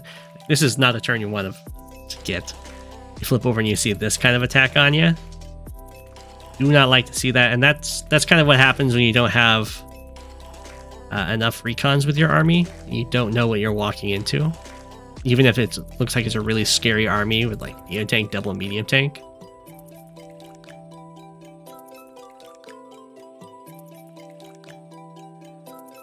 Falls back, takes a shot at this medium tank with the artillery and just kind of falls back with the Neo Tank. Get some really good mech value over here. Andy, of course, has... Oh, I got double rockets. Andy, of course, has very good mechs.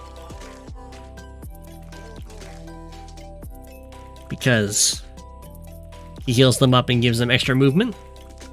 Just kind of everything a mech ever wants, except for more ammo. But we've got plenty of APCs for that now.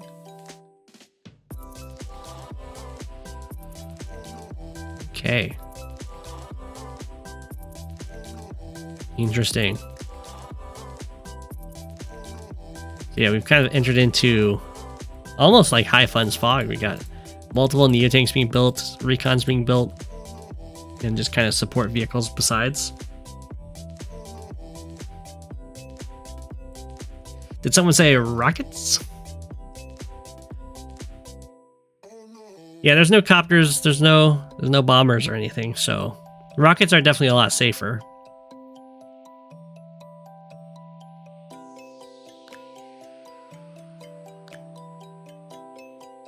See how powerful the snow is, even against Andy.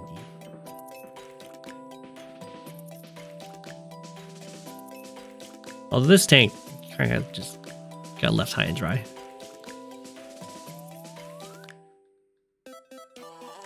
Alright. Oh, doesn't go in for it. Pretty surprising to me. I think... Well, I guess there's two medium tanks back here. You don't want to deal with that. So many heavy tanks. Well, as soon as if these rockets manage to actually land some hits on these, then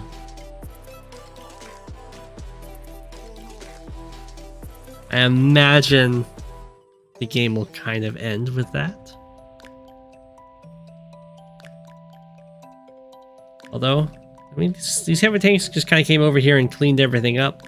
Thavidu wasn't able to fall back fast enough. And there was a few infantry over here.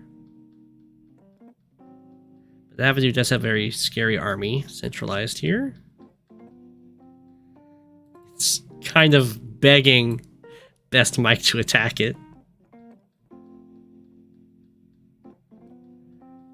BestMike is just happy focusing on taking back his own side properties here, though, which makes sense. Oh.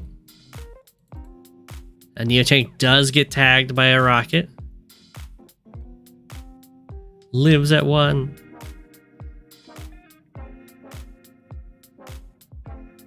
Okay. So now we'll see whatever. Okay, the rocket does just kind of walk all the way forward to cover everything. It's very scary for both players, really.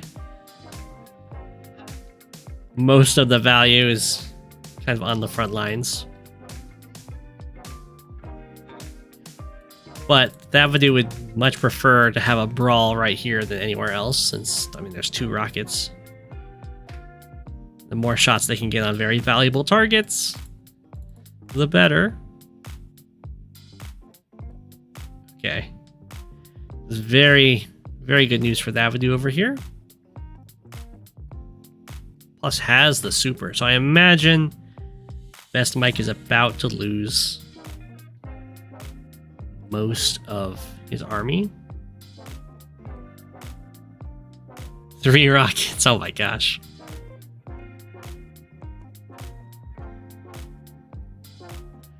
Oh, wow. Definitely use your super first.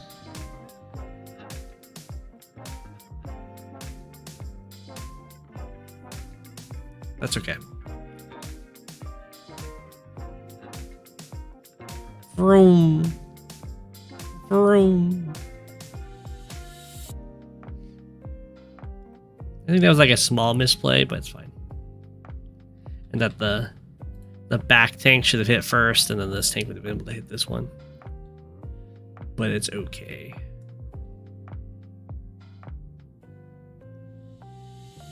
See if Thavidu's going to attack from the city.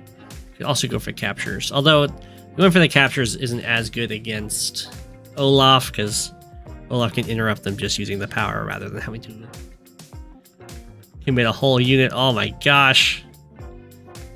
All the big boys going down.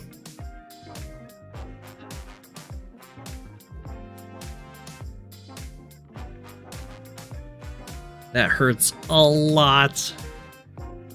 Oh, we have quad rocket. So many rockets. APC killed. Resigned territory.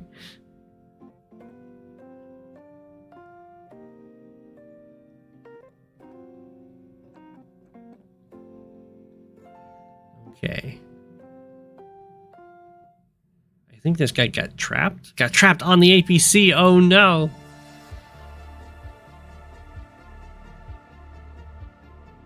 Oh no. Okay. This medium tank is holding down this city. We have quad rockets. Looks like the push is coming on over here and then up. We need some more recons. There aren't a ton of infantry with this push, though. So everyone that BestMike can pick off is a big deal. Maybe see guys. I'm surprised there's not more infantry with it, though. There's been so many APCs.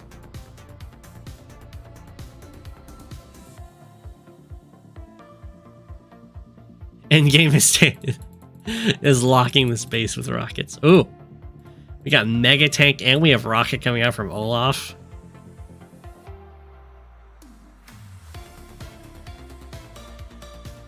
Olaf is entering into the theoretical mega tank endgame.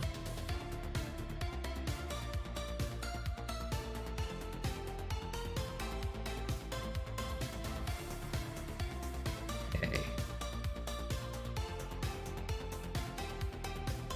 Slow progress, but still progress. Another APC.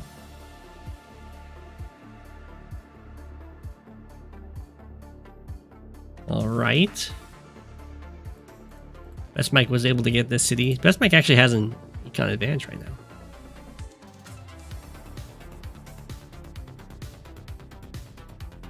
So we'll see. Behind in all the other metrics, but has got the money. Whoa. We had an attack in on this medium take over here. These guys are not covered by a rocket, though.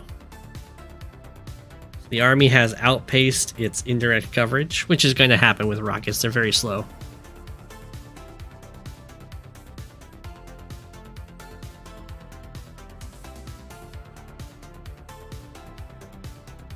All right. The rocket has revealed itself. Actually, it was revealed by this recon, but it stood there and took a shot. There's another rocket built. Tanks diving in over here. This is going to get cleaned up pretty nicely. Recon goes down, and that's actually the only recon with this army, so that hurts. That hurts quite a bit for the Thavidu. We have more rockets coming out. Yeah, over here gets cleaned up. Now all the cities are being threatened.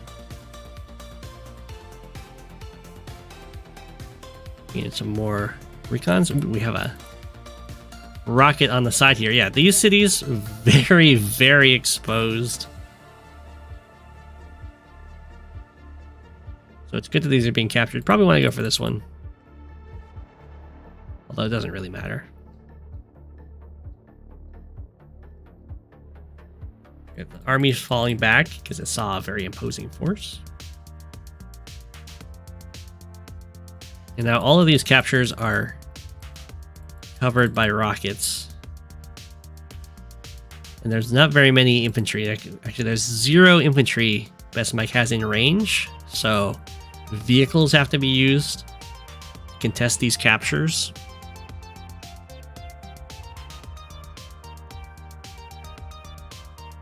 And there's rockets staring at all these captures, so this is a very good play by Thavidu. And this is also why infantry are the most important unit in the game. You really don't want your opponent to force you to send vehicles forward, especially neo tanks and medium tanks, into exposed positions to stop captures. I'm in danger, yeah.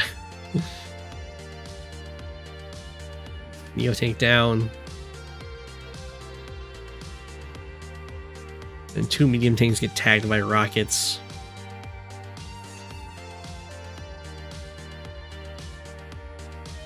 And that medium tank goes down.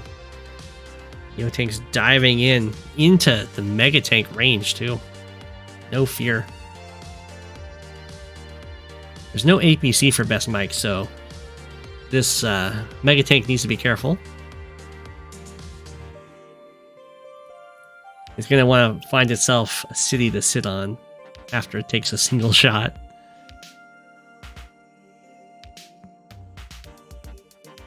There's the snow. This is a problem with rockets with no artillery, is that they have that extended minimum range, so actually none of these neo-tanks can be hit.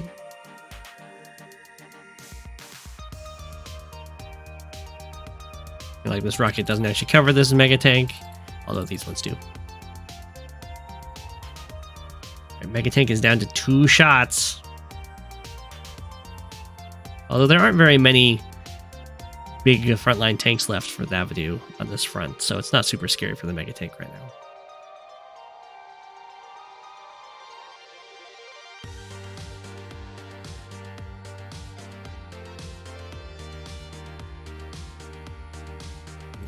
over here is being just gobbled up by Thavidu. Somehow the economy is still, the income is still even.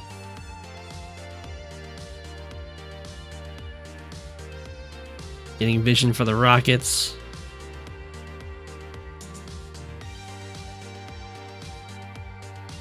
Trying to bait the mega tank over so it gets...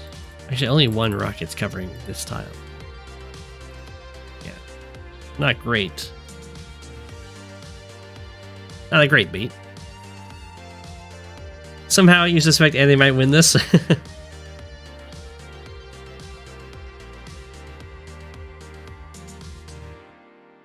Theoretical rocket endgame.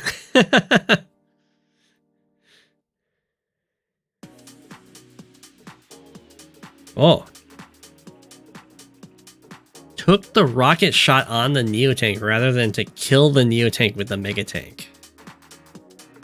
I would probably interrupt and then kill with the Mega Tank. Because, like... Unless maybe the Mega Tank's going after the city? I don't know. The Mega Tank's doing the interrupting. Well, that's going to end up being much worse. Now it's on the road in range of 2 rockets instead of killing a Neotank and being on planes.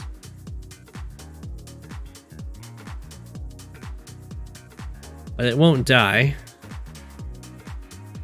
Mega Tanks are very bulky. As we see, even caught on road, 2 rocket shots only bring it down to 5 health.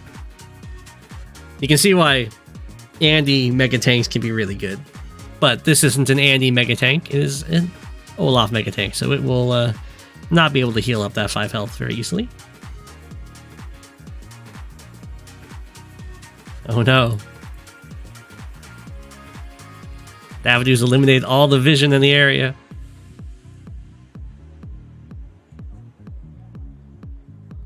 Do we have more recons? We have 1 recon from Thavidu.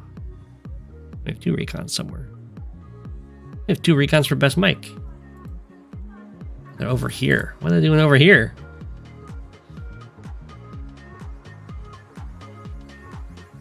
Okay.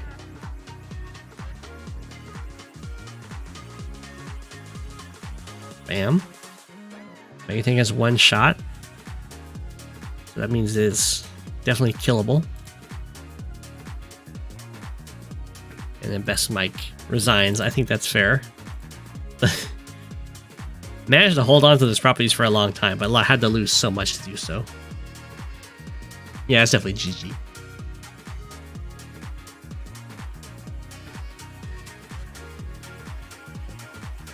Wow. I don't know if that map's entering the Global League, but I think it'll be... I think it would definitely benefit from an airport. I understand... I kind of like the concept to it, having different drop-off points. Kind of reminds me of a different map. I don't remember the name. But the mech's still alive? Oh, nice!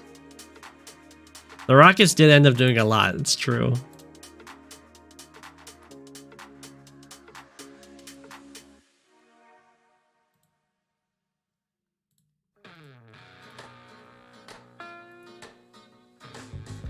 Okay, and then we have...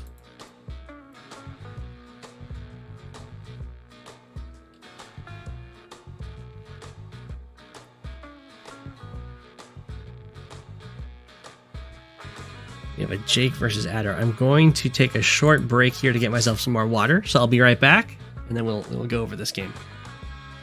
Be right back.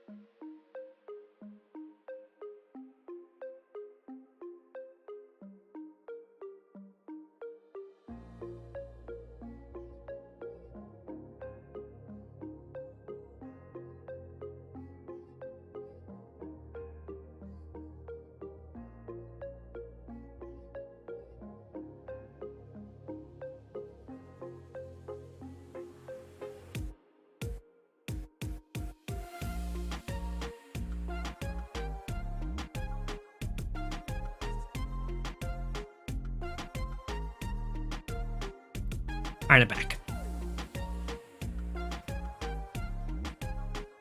The Go7 Slayer, yes. HeatherFrandall is the submitter here.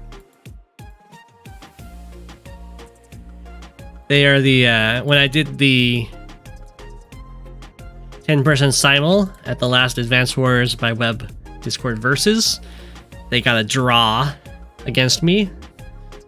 It's very impressive.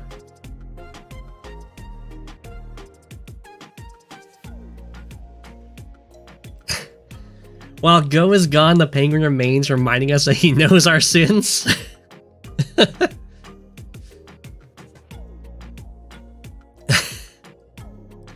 Oh my.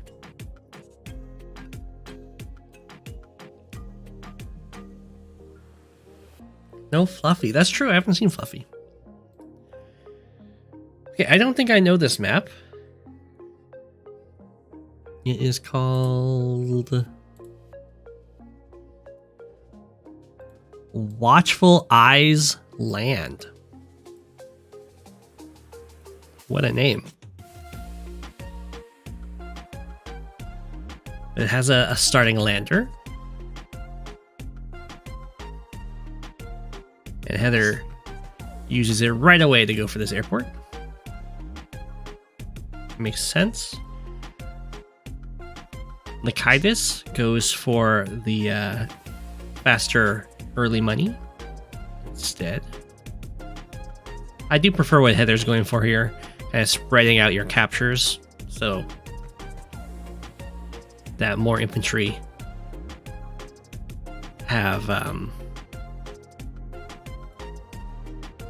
more possible jobs assigned to them at once to reduce the risk of cannibalizing captures.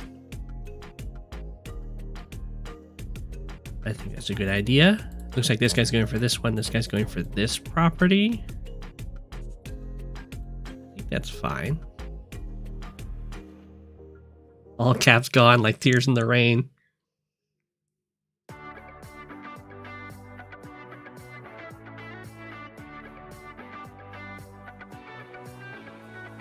You've seen yeets you people wouldn't believe. What?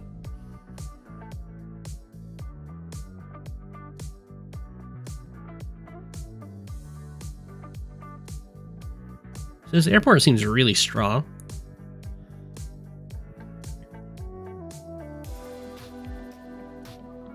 It has 1, 2, 3, 4, 5, 6. Actually, I should bring out the ruler for this.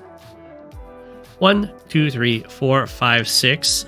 The copter can run right down here, and then it's threatening all of the drop-off points from the lander, while also an anti-air that's dropped off from any of the drop-off points isn't covering the other ones. So that sounds really annoying to deal with.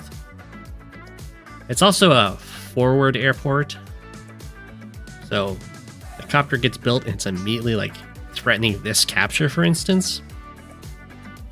Absolute nightmare.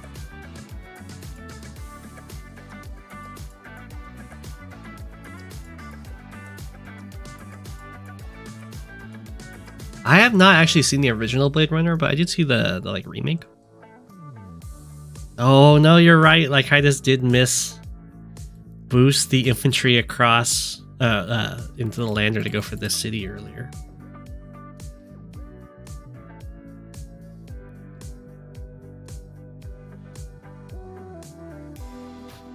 Now, see, it was all part of Lycidas' plan. The infantry isn't going to get boosted for this one because this guy wants to go for this property, and we'll just land her somewhere over. It's fine. It's fine.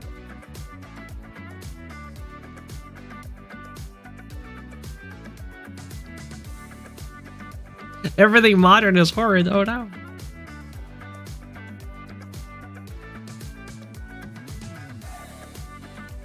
Okay.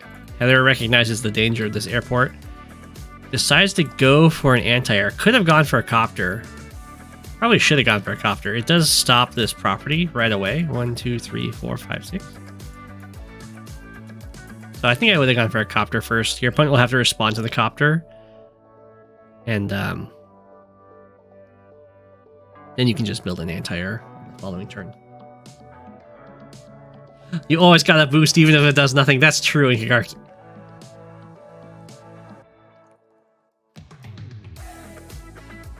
That's true. It's you boost to show dominance. You boost to show you know you can.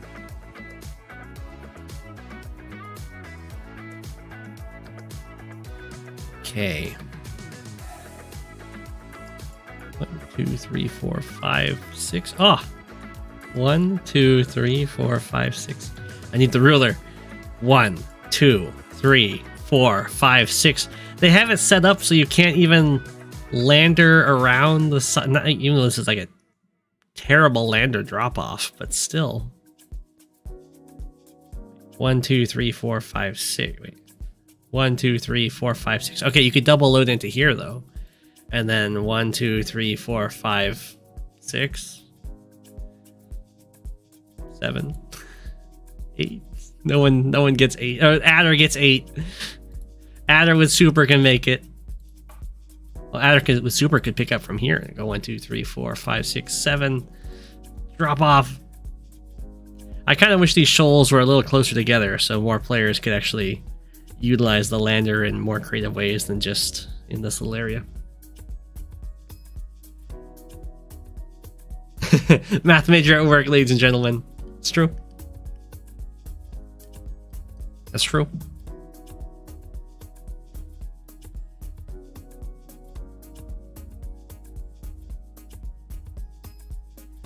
Okay, we've got our copter. It's covering all these captures while also threatening this capture. I'm surprised that Lycidas didn't go for this capture right away. Instead wanted to decide to try and go for the comm tower, I guess.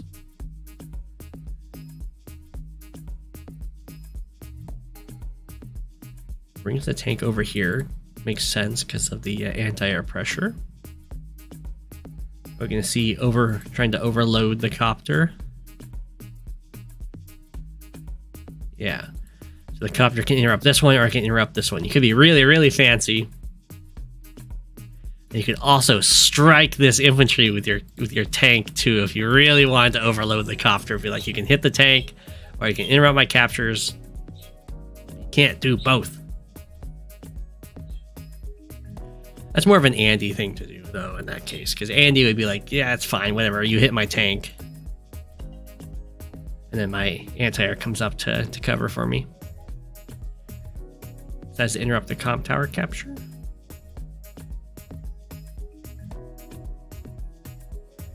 Anti-air goes down here. It's now currently threatening the airport. Although, I mean, there's a tank here to get in the way.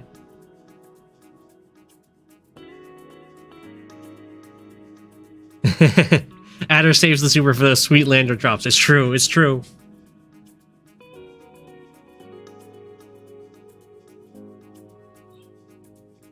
Okay. Lots of tanks. Makes sense. So currently Heather is up a fair bit, has a comm tower advantage, and is going to be up in income at the end of Lycidas' turn.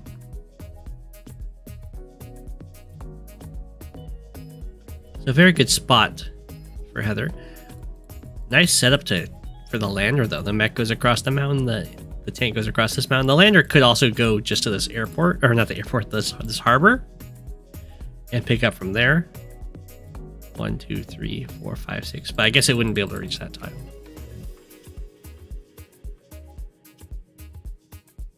Okay, copter retreats. Just lets the comm tower go. Yeah.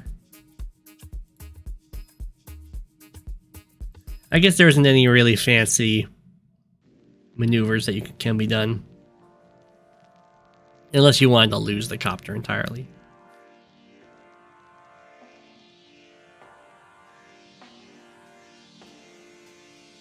Okay, so one tank gets sent over here, and the other tank gets sent down.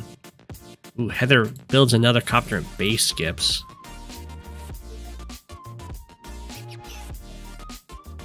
Still staying a little just ahead in economy. Although, we'll see what Lycidas can do here. If Lycidas can take this city successfully, than the tables. Oh, how the turns may table.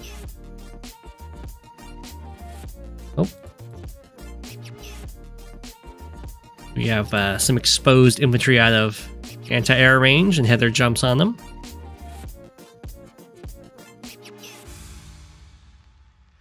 On the Discord, they call those free dudes. They're not really free. They're free in that there's no immediate retaliation, but the higher and higher you get in your like play style and rankings, is you'll recognize there's like positional costs as well as unit costs. In this case, the copters being over here, it's not like that bad.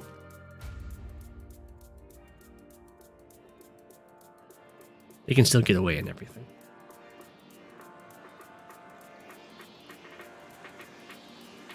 I kind of did the boost. Anti-air breakthrough down here. This is nice. Just cleaning up all of these infantry. It's very scary. Like, the scary part isn't necessarily that you lose some infantry. It's that there's now enemy infantry that are near the properties. Whoa. Yeah, like I just went for a 17k float.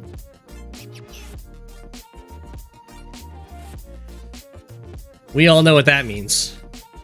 Chat, on the count of 5, I want you to all say what Lycidas is building next turn. 1, 2, 3, 4, 5. Go. Battleship, battleship. Pipe runner plus missile, pipe runner, mega tank, battleship. Battleship is what I would also guess. And probably right here. Double lander would be a hot take. Stealth would be a really hot take with an anti-air right there. Okay, we're torn between mega tanks and battleships.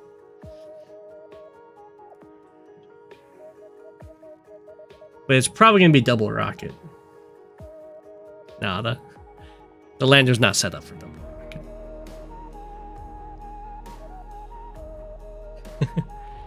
Alright, what does Lycidas build with all this cash? I mean, this is a pretty good setup for a battleship. There's a lot of targets threatening your stuff. The airport's kind of way over here, so it's not a huge threat. Looks like Lycidas is trying to build some sort of wall.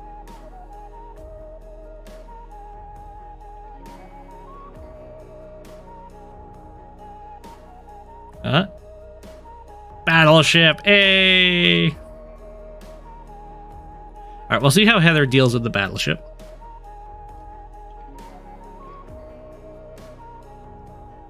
It's gonna end up being a carrier. Okay, it looks like the answer to the battleship is I'm going to ignore the battleship. That is also an answer. Battleship can only shoot one thing, so if you can do more than one thing in damage, then it can work out. Medium tank in response to a battleship. Okay. If Heather doesn't build this. I don't think a sub would be very good. It's going to take a sub forever to make it down there.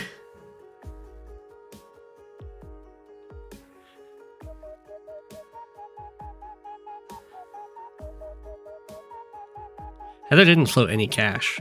So I think Heather's going to go with the I just ignore the battleship strategy, which is a tried and true strategy. Usually you just hit wherever the battleship isn't.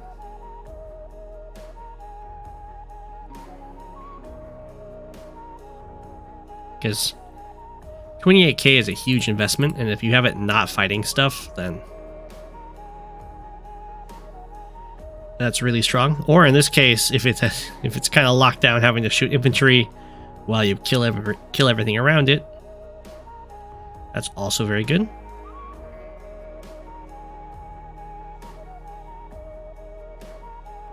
It's a very strong push coming in over here, though.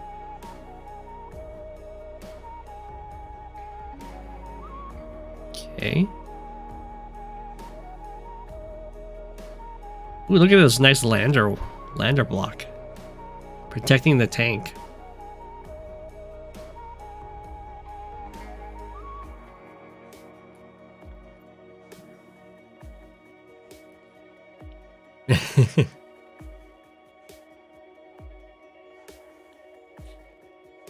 Does it take it 5 turns? Yeah. I would not recommend going with a sub. Although once the sub gets over there, if you have like an APC or something around to refuel it, it's a huge threat to the battleship, but it's also a threat to the harbor. You can sit on it.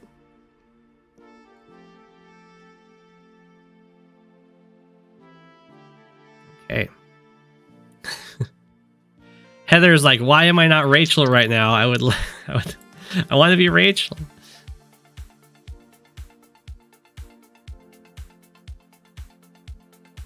Right, start taking these cities. Kills the mech in one hit. Doesn't shoot the lander. Doesn't want to give the charge. Look at that. Ooh, doesn't go for the city cap. Instead puts the anti-air on the city. I guess infantry can always hit from the mountains, so it's not a huge threat.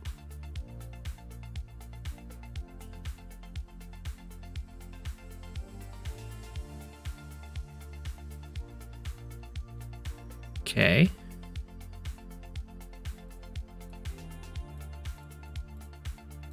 I would probably put an infantry here. It's only open to a single strike, but actually no, Heather's fine. Okay. Heather's adder, so this is also threatening the comm tower while being out of infantry range. That makes sense.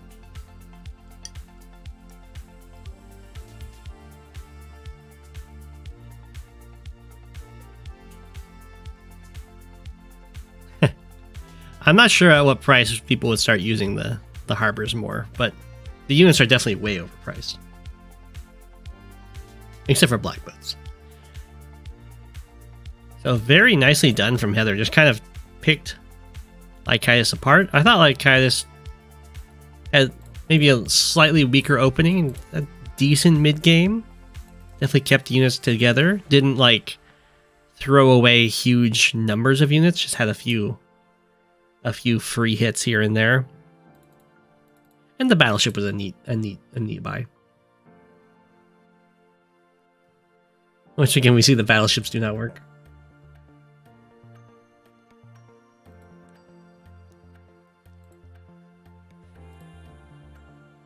They're definitely very tricky. Oh, okay. Now we have a very big game. A very big and confusing game, if I remember correctly.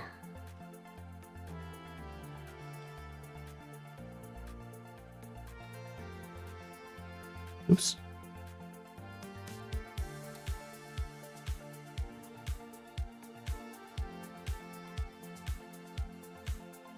So, I'll note that this is called 4v4 Symbiosis.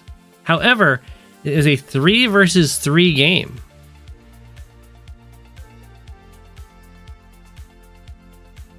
Which I assume they did just to confuse me.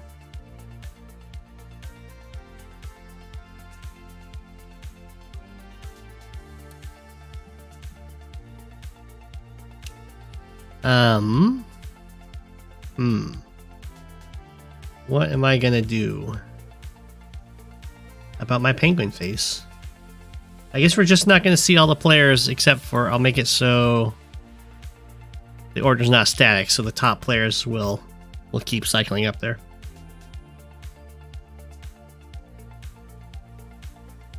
It's a big map.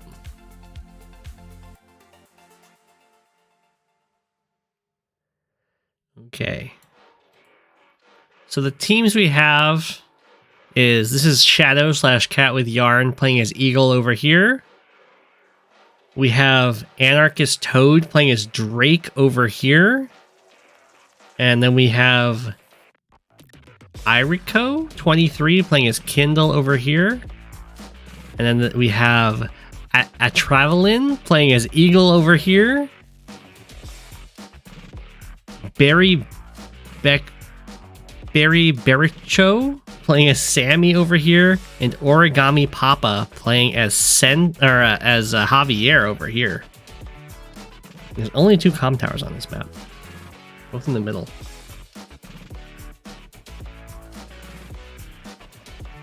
This is not Global League. Well, true, I can put them on the left. Both sides? Hey, you're right.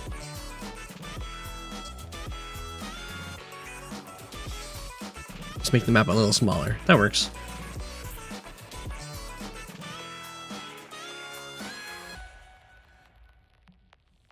It's so weird seeing them over there.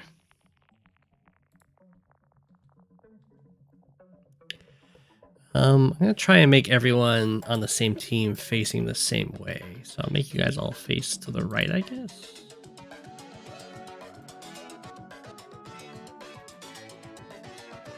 Okay. You guys can face to the left. Okay.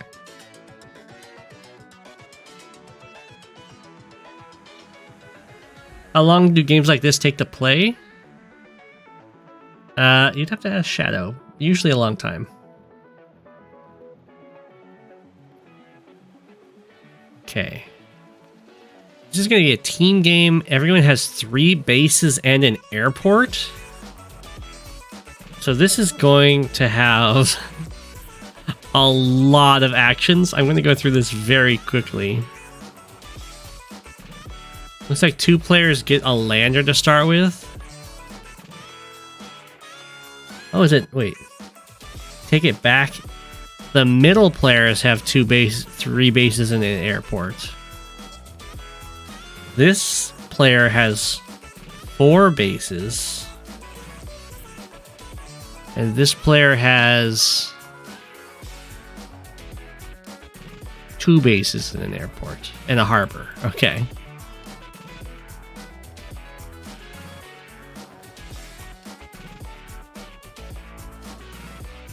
These usually take a very long time. Although it's 3v3 isn't that long. The 16-player FFAs can take months, even if you have a short timer. Of like just a day. Oh, there's a 3rd base. Okay, so these 2 players have 3 base airport. Well, this one gets a harbor. And this one has 4 base harbor. And then there's 2 comm towers just kind of in the middle. Drake is going to be a very scary pick on this map. His global damage is going to do a lot of damage. Usually, in most team games, you will see the global damage COs banned. Because it's just how strong they are. Eagles are pretty good. But they're not Drake scary.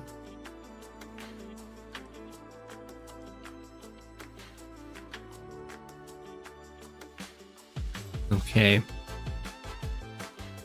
Looks like Shadow is going with Copter Heavy, probably. Makes sense as Eagle. And Copters are very flexible in team games because they can very easily front switch. I would highly recommend using them a lot. It looks like there's going to be an immediate scuffle here in the middle. But Origami-Papi did indeed get the comm tower very early as Javier, which is very strong.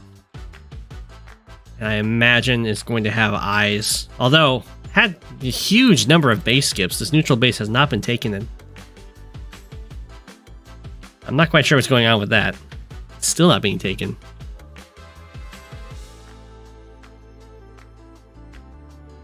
So while Well, Javier is going to have stronger units, just not going to have nearly as many units as everyone else, as we can already see here, actually. Which is not good. Looks like capture-wise, pretty much everyone except for Origami-Papi is about the same. AnarchistToad is a little bit ahead in comparison to everyone else, especially in comparison to their green counterpart right now. We have a nice push going in here from the Sami player against the Drake. Huge wave of infantry coming down to attack Eagle here. Oh, okay. Very good that Origami-Papi has now started to capture the last neutral base. Otherwise, they will just kind of get overwhelmed by the swarms of infantry that will come out from the players with more bases. Actually, it looks like Sami's having some decent success attacking into the Drake player right now, which I guess is somewhat to be expected, but because of how infantry heavy the game's going to be. But as soon as those powers start coming online, the tide's going to turn there.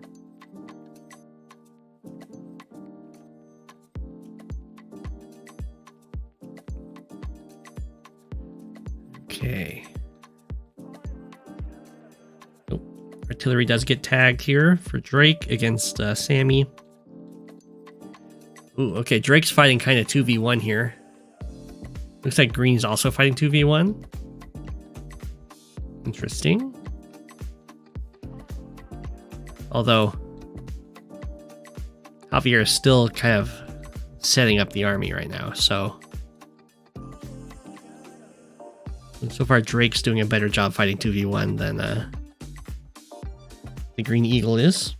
Although Sami's busting on here. Sadly, placed a tank within artillery range, which is not good. Got lots of base skips coming out here. Do not want to do that, especially in a team game. Well, I don't know, sometimes you can get away with doing base skips in a team game, but when you have huge waves of infantry fighting each other, you kind of need all of those infantry fighting each other. Otherwise, you just kind of fall behind. Okay. Yeah, it's important to cover this HQ, because with this many units, it's definitely possible for Sami, not right now, but probably shortly in the future, that Sami will be able to do some huge sacrificial play to get the victory march. And if Sami can just snag this HQ before Drake powers really start rolling and winning every front, then that would be a huge deal.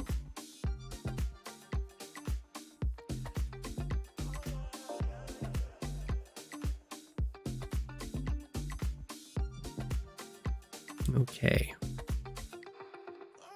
All right, Sami's doing pretty well here. Really wants to get a mech right here and then somehow uncover that HQ.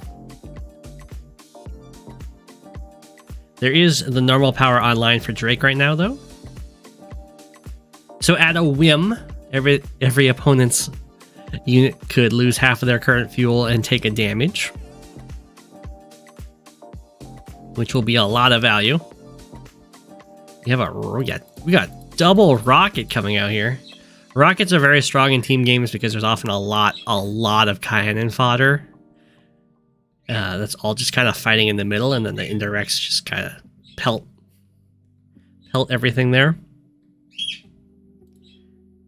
Poor Green Eagle is fighting back. I know Deco Bird, he's trying.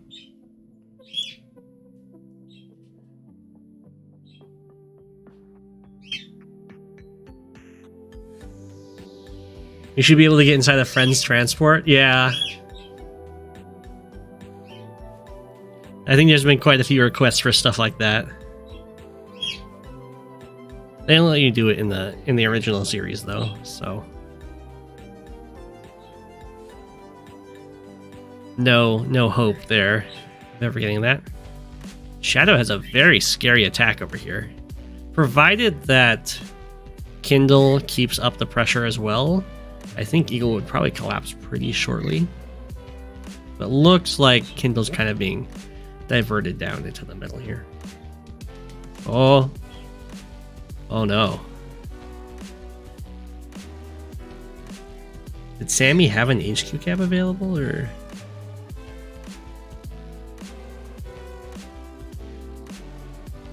One, two, three, four, five.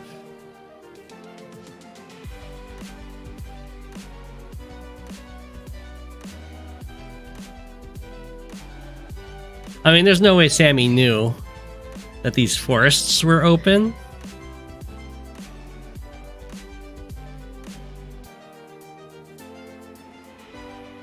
I don't think this copter can, in any world, ever make it to that anti-air, so I don't think that the super is possible to get for Sami right there, but that's very scary. It's a very scary situation. Sami was very close to just winning the game right there for the team.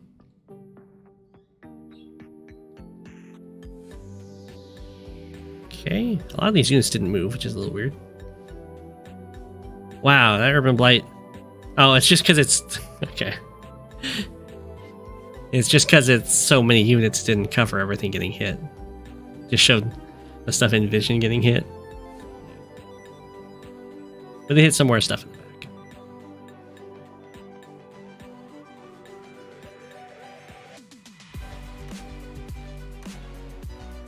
Okay.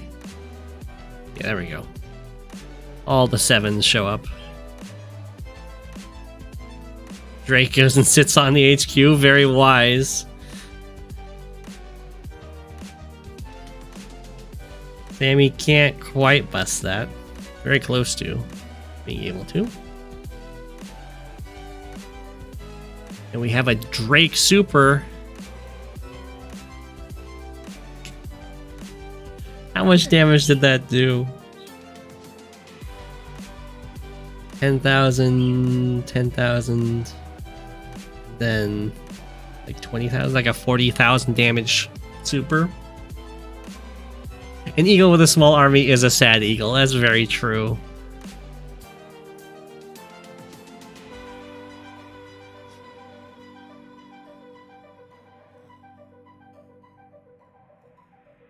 Yeah. The strongest, the really scary part about the global damage COs is like, if they're stuck in a 1v1 kind of situation in these team games, it's kind of like still a 1v1 situation as you would normally fight against a global damage CO. But then all the other fights, suddenly one side gets hit with global damage and it just ends everything.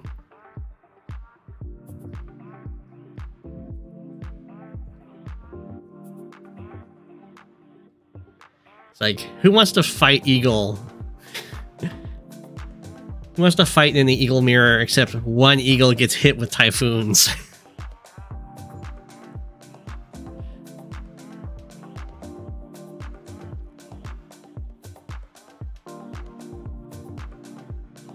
Okay.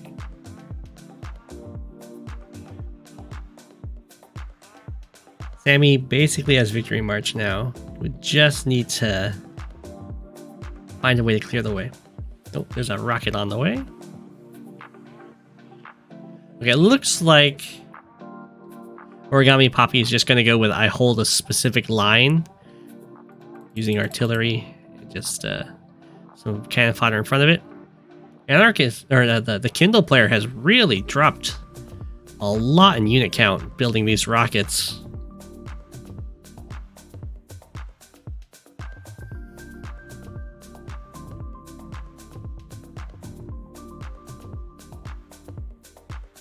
Okay, yeah, Drake is now pushing Sami back pretty easily. That the global damage starts kicking in. And then Shadow being very good at producing units here. It's just going to be able to overwhelm. Oh, actually, we have a lightning strike going in here. So we'll see what happens here. The medium tank did get the strike, and artillery gets hit. Although it does get a nice shot. Tried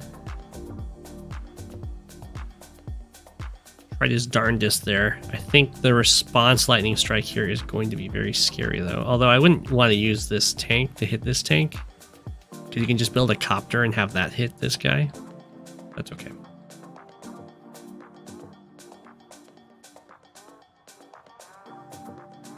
We do have a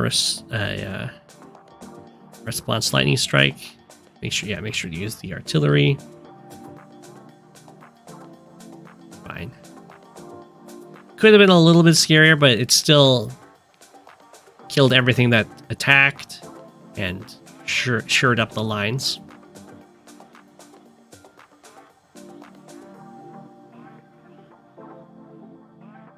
You're doing a lab cap. I don't know if there's lab units. There might be lab units. Oh, we have a victory march from Sami here. There's this property is the only one that goes down. I would definitely save that victory march.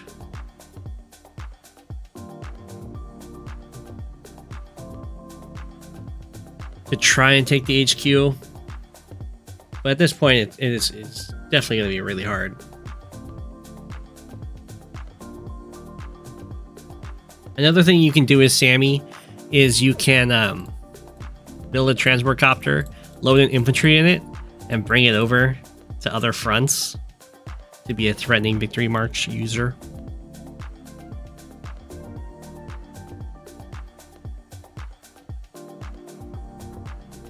For instance, like this HQ, very exposed. If the Green Eagle player was ever able to punch a hole and push Shadow back just a tiny bit, then a Sami Victory March infantry could go for it.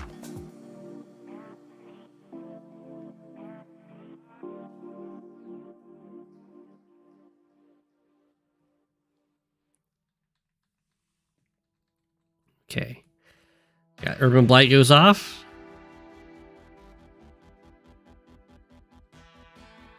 Does some more just general damage to the troops. We can see the Drake powers building up. Lots of powers got used this turn. Oh, triple artillery buy from the Green Eagle.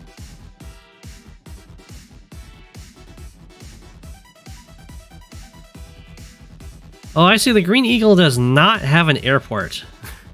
I was like, why are there no copters? That would be why.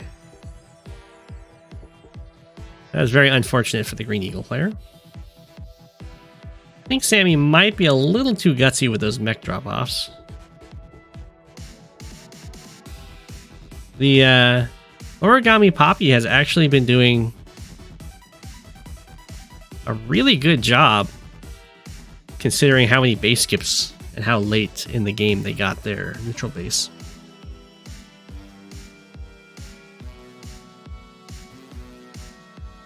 Alright, the Kindle rockets are starting to do some pretty good damage, although they're a little exposed at this point.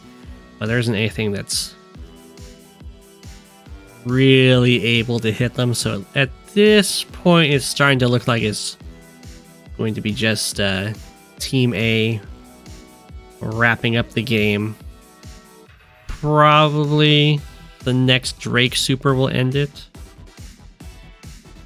Shadow's going with a really slow push. That's relying on his long line. I don't know why all these infantry out of sync. That's okay. 1, 2, 3, 4, 5, 6. Yeah, connect to 6 infantry wise. Connect 9 overall.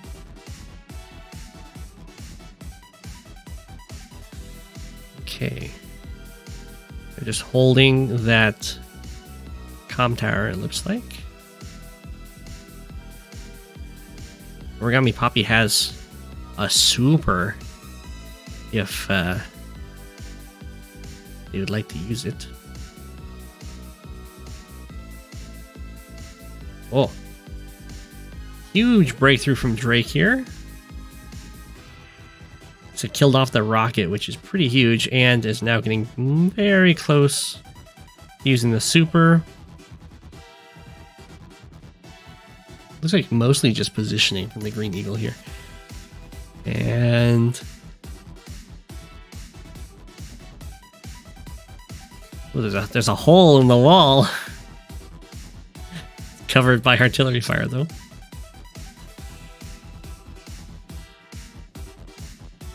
Drake's one charge bar away.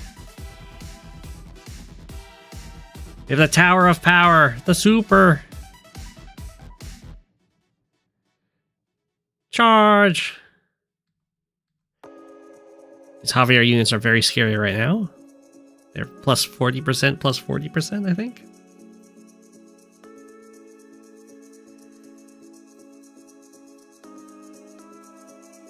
You're inviting Green Eagle to your house. Ah, I see. See. Rocket does 0 damage. Rocket did 0 damage.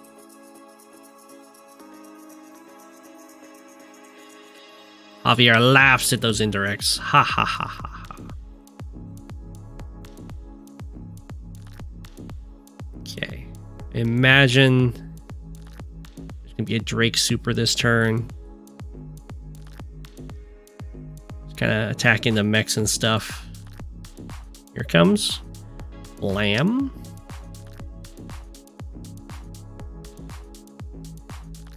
There's like 50,000 damage.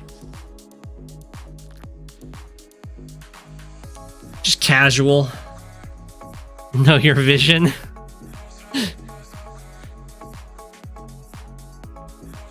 Okay, the Sami HQ is under some serious threat.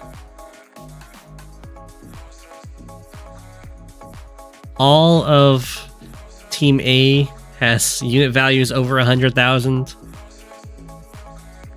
And none of Team B has any unit values up to 100,000. So this is looking very, very bad. Yeah, 3 Drake would be very strong. Yeah, the vision does get reduced for allies. The vision gets reduced for Drake himself, too. Drake is immune. It's because of the rain. The rain reduces fog vision. Drake isn't immune to the vision reduction of the rain, but he is immune to the movement reduction of the rain, which reduces vehicle movement in land vehicle movement in plains and woods is what the rain does. It just makes plains and woods cost 1 more movement tile for any land vehicle. And that affects allies too. That's just by the nature of the rain. But the global damage that Drake does not hit his allies. Or the fuel drain.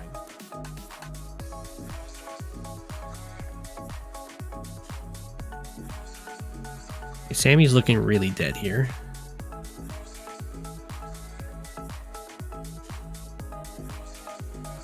The Javier player is kind of holding on.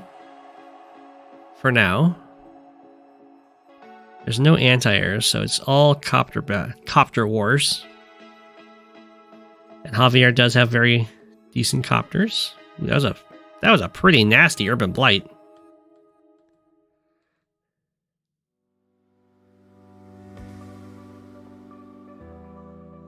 It's no Drake super, but it's still good.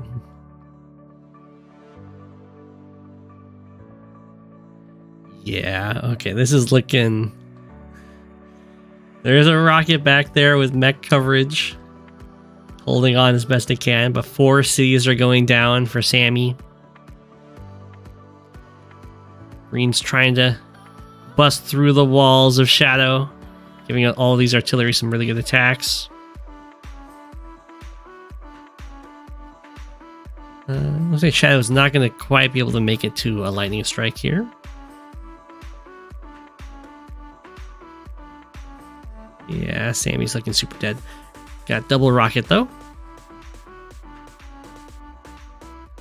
Okay, Javier's not looking so happy right now either. Just got broken through. The tank can probably take out the copter, and then the comm tower can start getting captured, which is... Oh, tank decided not to hit it, though. It's fine. The Drake power is almost online.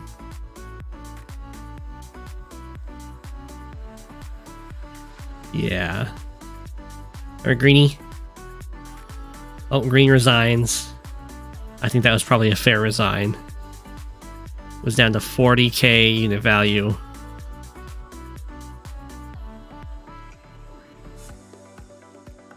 Sami resigns. Javier resigns. And Team A is victorious.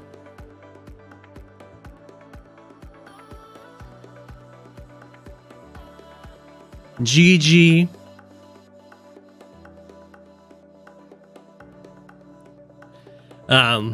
Definitely ban global damage in team games. It's so strong, as we saw. But well played, well played. These games are pretty fun to play with your friends. I would recommend them.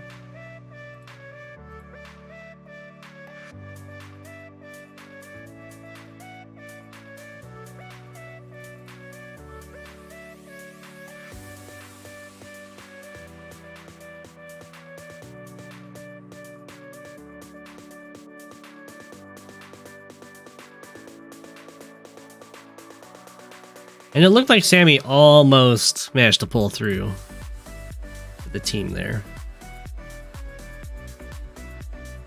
GG.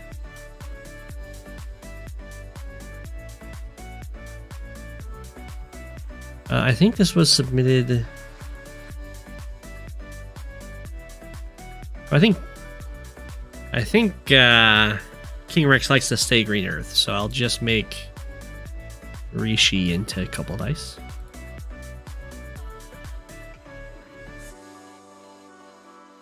At least it's not that double sensei game. True, true.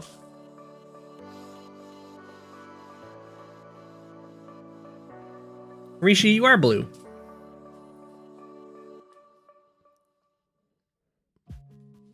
What are you talking about? Fine, fine.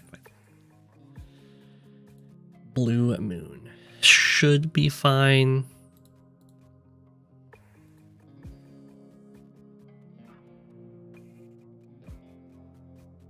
Hey, just cracked 1200. That's great. 1200 is very fun. No, the Advanced Wars 2 campaign has not finished. I'll be playing it. I'll be playing some more of it tomorrow. After class. That should be fun. I haven't even seen Sturm yet.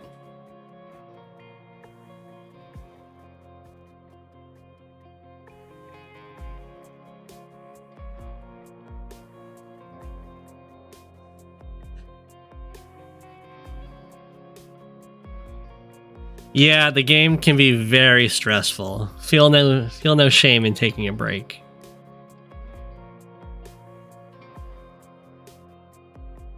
Alrighty.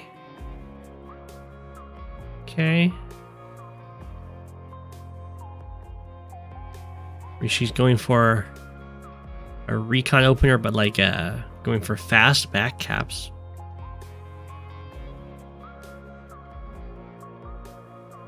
Is Grimm. Grimm recon openers are kind of scary because the recons knock you down below 5. They knock you down to 4. I think they can even knock you down to 3.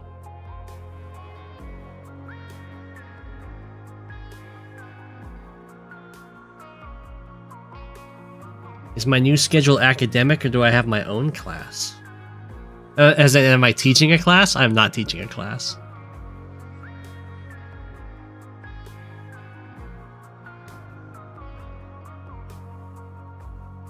I've taught classes in the past, but I'm not teaching a class. And I didn't teach a class, although. I'm studying math and philosophy. Very classical. Alrighty. It's the Grimm Recon. It's a little slow. but that's okay. I have read The Art of Warrior.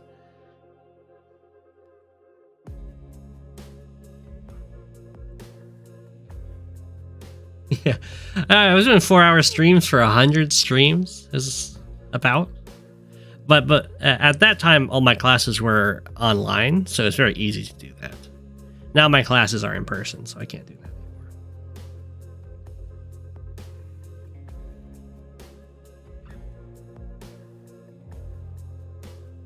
All right, so far I'm liking what I'm seeing. Ooh. So, you don't have to dive in onto this harbor. I think there's something I did against AA01 in a practice simul, but that was just because it was a practice simul. You can use the recon other places if they build the copter. Or you can bring it down here. You can always move the recon if you want. You can put it into the corner or something. Put it just out of copter range. Or you can start moving it into the middle. You can threaten this base, all that fun stuff. You're committing to the income delay? That works, that works.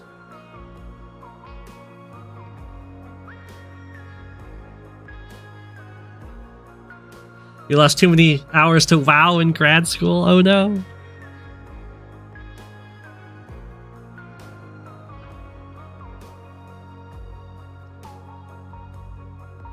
Very nice. 2-hit KO over here.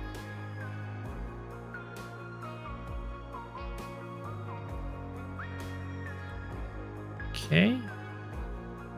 No anti-air build. Interesting. I'm just gonna... I guess there wasn't the money for it, is why.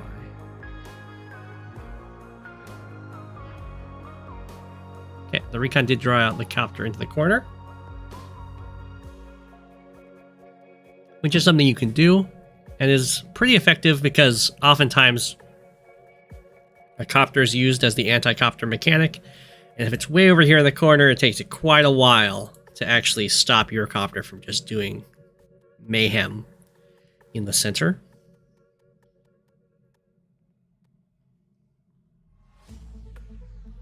As we're kind of seeing here. I think I prefer to have this infantry here. I'm not sure why I went on the mountain. I guess it wants to go over here. But if it's right here, I guess it doesn't want to be right here. I see. It didn't want to be right here because the clear the tile hit from the mountain, the city thing.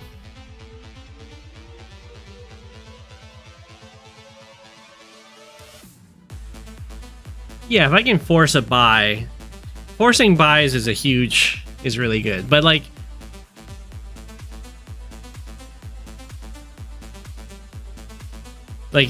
the recon did delay the income. It did delay the income by 3k, about, because it stops. It makes all of these 1k or 1 turn later. But it could have delayed them just as well while also staying alive.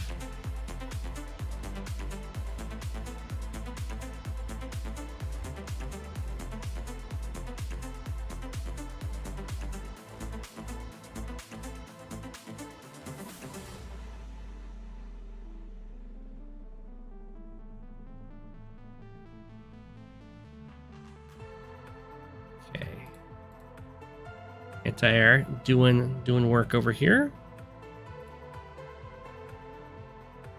Copter swapping over here to deny these captures while using this tank to, I guess, help protect this infantry, I guess.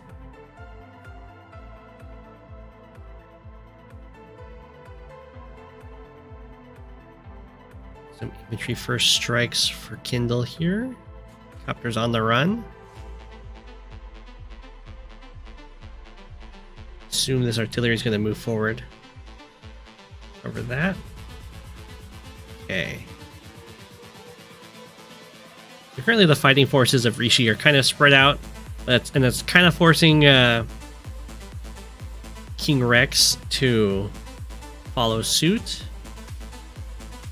And the advantage, of course, that Rishi has right now is economically, because these properties have all been captured equivalently on this side, and Rishi is ahead in the corner as well.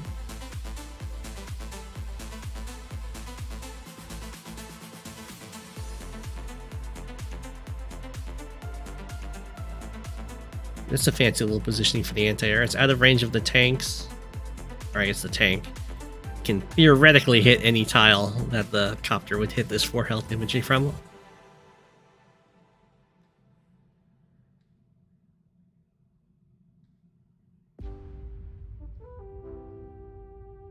Okay.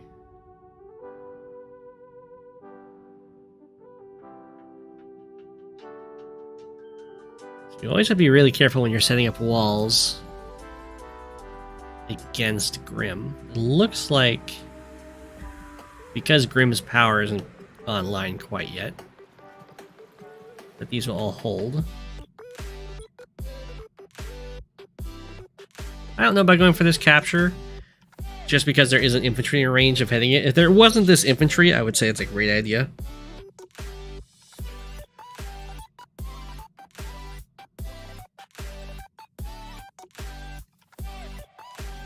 There's also a Grimm recon, so it would have gotten chunked. Yeah, it's like yes and no. Yeah, as soon as the recon has any backup, it's bait. As soon as the recon has any backup, it can kind of get away with a lot more. / start the fights you want to have happen.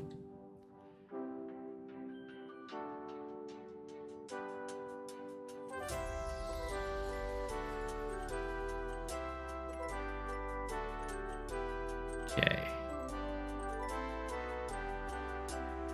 So, this city is going to fall. Oh, well, I don't know if it's going to be holdable.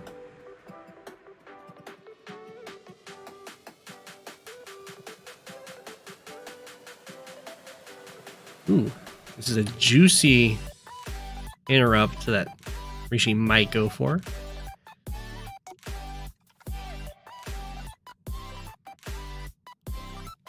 She did go for it. The idea, and part of the idea of the recon attack in general, is that there's very few infantry over here, and if you can injure them, it makes a very big impact.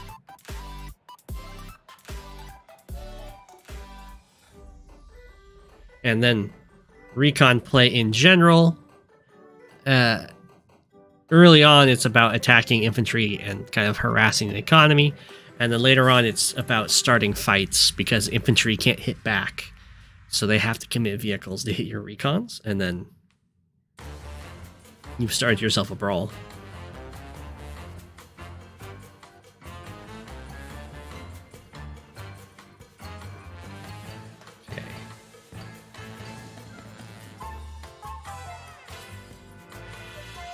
A little line here. Both anti-airs are approaching this copter from the same side, so it's going to be fine.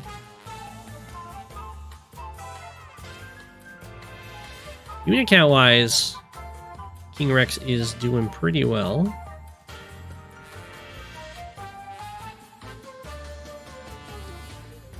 Oh. Rishi decided not to follow through with the capture because I guess because this guy once it finishes its capture on the next turn it can go for it. I assume.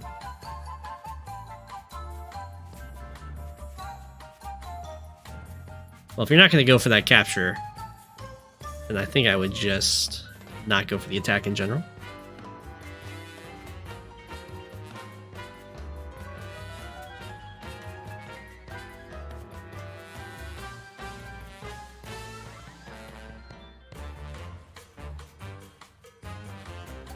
Oh, is the copter gonna get inserted in here? Don't give the copter a copter to hit. Oh no.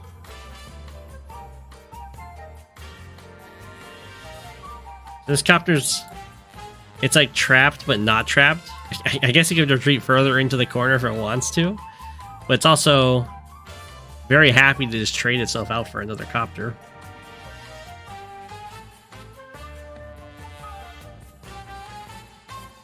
Ooh, okay.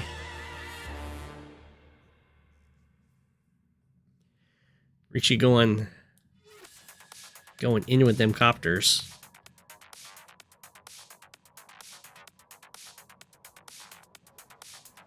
Indeed, the city was not holdable, but it did get taken for a little bit.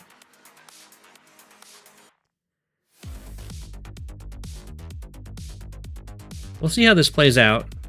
Ideally, when you do an attack like this, what you're planning is I hit your tank, you hit my copter, kill my copter, I kill your copter, and I'm up a tank hit. The risky thing to do is when it's happening in range of a base, is it becomes very difficult to get away with just trading copters. Because they can always build something to deal with whatever you're using as a coverage. I'm not locked in here with you, you're locked in here with me. Exactly, that's what happened over here.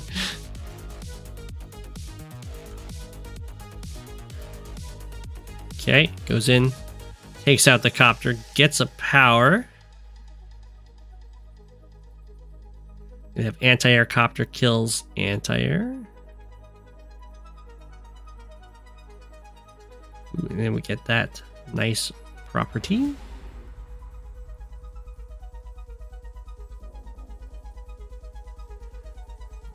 Probably not going to get that property then. I imagine we're going to see Urban Blight here.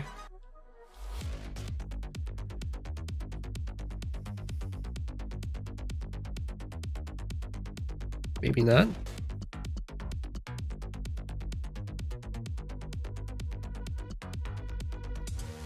Oh, we do, okay.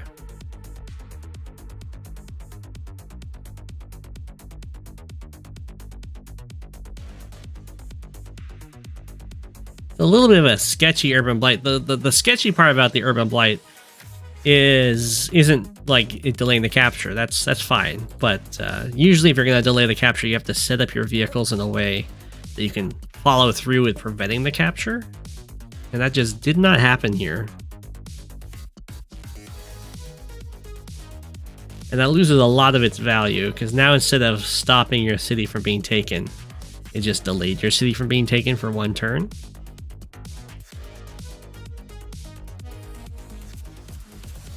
It's a very aggressive attack over here, but no anti-air was built to cover all of this, so this copter is going to get away from this fight.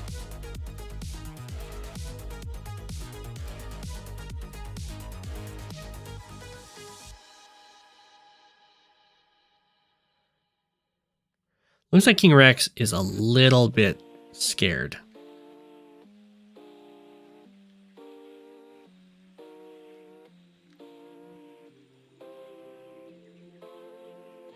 Which is fair. I mean, Grimm is scary. All that damage. But you don't want to have your units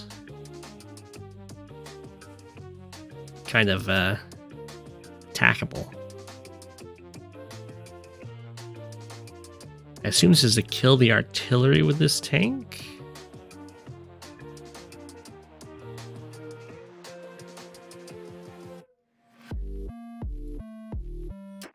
I couldn't make it to the forest, that's why. I see. All the infantry going down. The anti-air is overloaded.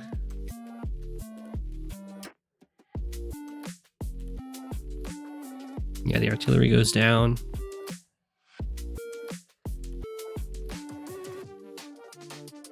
Very scary.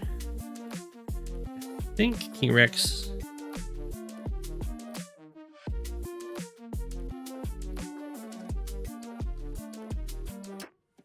Well, King Rex can definitely do something here. Although this artillery is really nicely positioned for Rishi.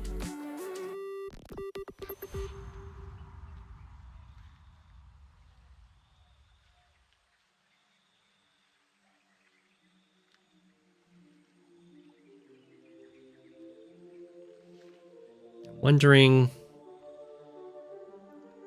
1, 2, 3, 4, 5, 6. I was wondering if there was a way to kill this infantry. It doesn't look like it. Then the copter could kill the artillery.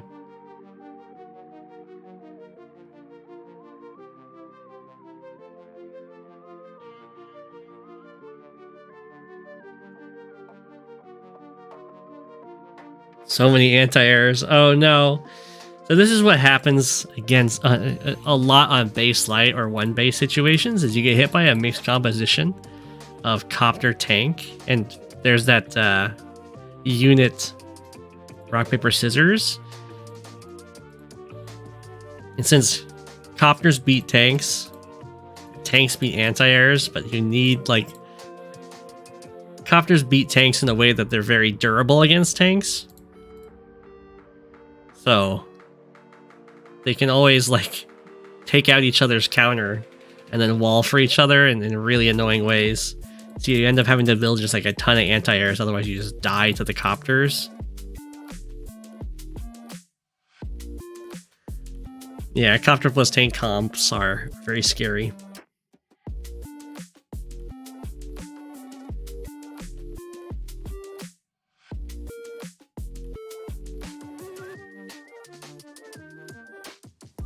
And you can see.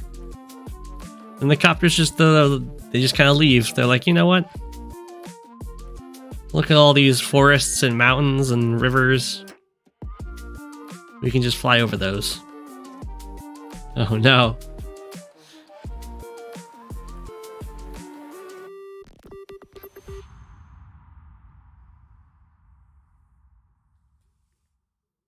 The anti-air's doing what they gotta do.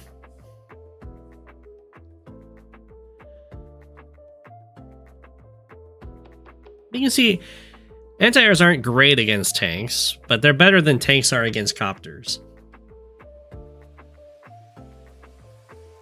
On the offense, on the defense, they're worse.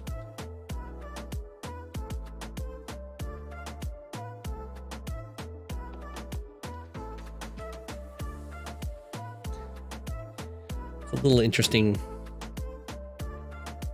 little wall. I think it's just to protect the artillery. Whoa. Doesn't go for the city cap. Walks on by. I don't agree with that move, but I understand the idea is to like go after these other further in caps that are harder to interrupt and have the back infantry go for these ones. Oh, you're worried about the urban plague? I gotcha. But you're always going to be worried about the urban plague. You need a reason to force your opponent to use it. Otherwise, they just won't use it. So that's a very nice pick apart. And the classic unit composition that Rishi had going on there. King Rex just had some unit setups were a little too vulnerable. And that's going to happen. So very well played for both players, really. It was a good job. King Rex managed to save the city and actually push Rishi back a bit over here. But then, of course, Rishi was ready to strike on the other side. It's really hard to fight against tank copter on base light. It's a very, very, very strong unit composition.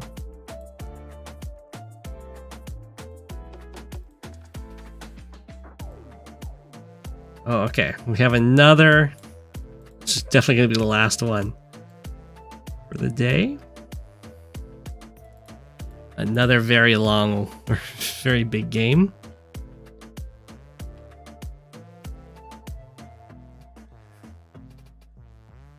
Now this is an FFA sent in by Zaru Desubaid.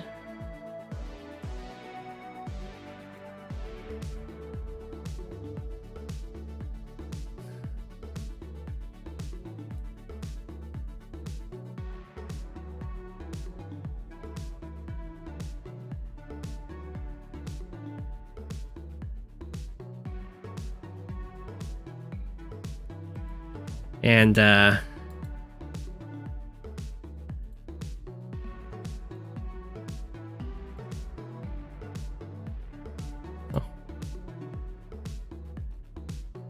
can't zoom out any farther.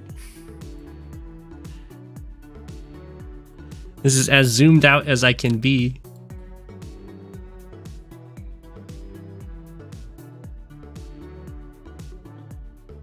I guess we'll just cut off a little bit of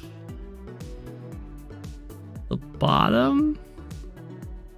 It cuts off so much of the top. It actually can't be more zoomed out.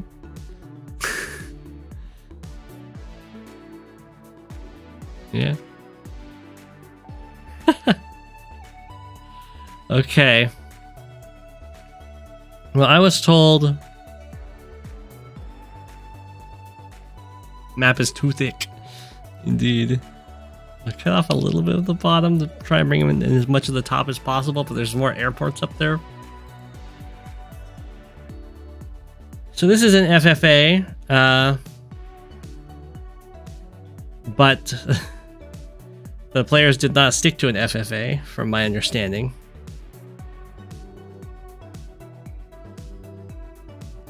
We'll see how it plays out, though.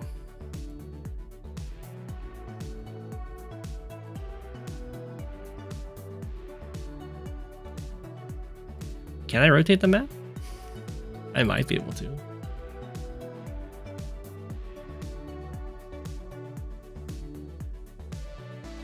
No. Alright, no rotate options. If only I could. So our hero disobeyed.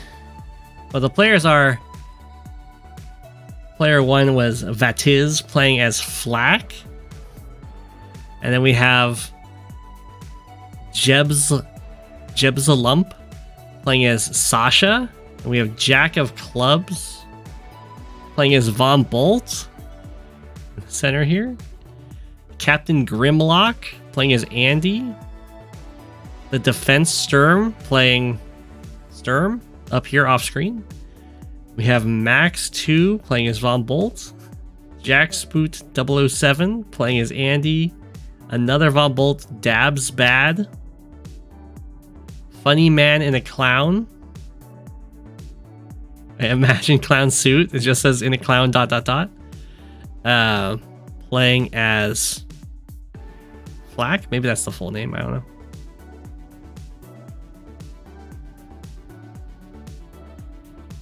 I will try and go through this very quickly. We have another Sasha playing Laska Larner. We have Gyps playing as Andy. Zaro disobeyed, our hero, playing as Von Bolt. Jubbers playing as Eagle. Shining Force 4 playing as Sturm. Kamoy Bot playing as Sasha. And then we're back to Vatiz.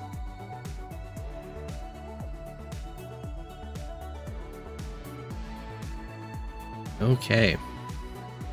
So definitely not even COs. And this is also an island FFA, so I imagine that we're going to see a lot of players get knocked out pretty quickly. Because they're kind of like in a very tight 1v1 situation, while there's also no like FTA balance. So usually the turn order is going to make a huge difference in these little island scuffles. Also notice that these HQs are not all tied to the actual players. Like Cobalt Ice's HQ over here is on its own island, which is horrible. If Pink wanted to, they could just jump for the harbor ASAP, build a black boat and take out a player.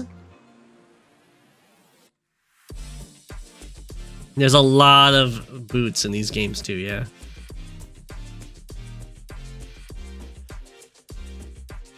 Okay. So because these islands are like really small, compact 1v1s, and there's no first turn balance, or first turn advantage balance, the player that goes first on these tiny islands has a huge advantage.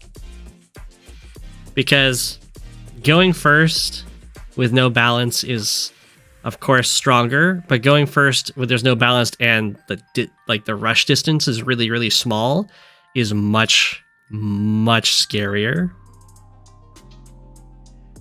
Because now everything hits really fast. One player's already getting HQ capped, although definitely stoppable. It looks like there's been some people exiting the game up top. For some reason, Cobalt Ice is very chill about that HQ completely exposed to anyone who wants to take it.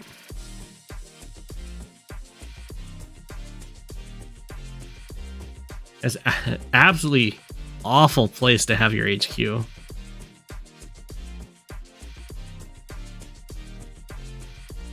Okay, it looks like, yeah, the top right seems to be just one player at this point. And the top left is just one player. Pink and red haven't actually fought yet. The bottom is just Zaro disobeyed. The bottom left is just Vatiz. And if you're thinking, wow, that gives those players a huge advantage when their opponent on their island just leaves, you'd be right. Yeah, if you're in a situation like this and your island opponent just resigns or times out or something, you have an incredible advantage over every other player. It's not fair at all. Because as you can see, on these shared islands, they get like half the island and then they're battling it out. And then the people with their solo islands just get the whole island, and then go over to these battling islands and just take them. There's just no way to stop it. Penguin's about to lose the game. The Penguins are ready. The Penguins showed up with infantry to defend their HQ.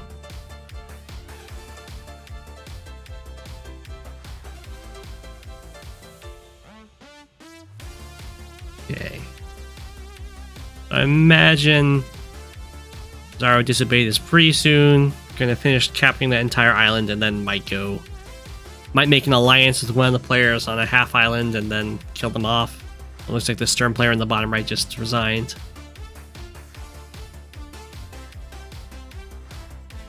Really, you don't even have to make much of an alliance if you're a solo island. You can just kind of start taking other islands and then snowball and win the game. While everyone else is fighting their little wars.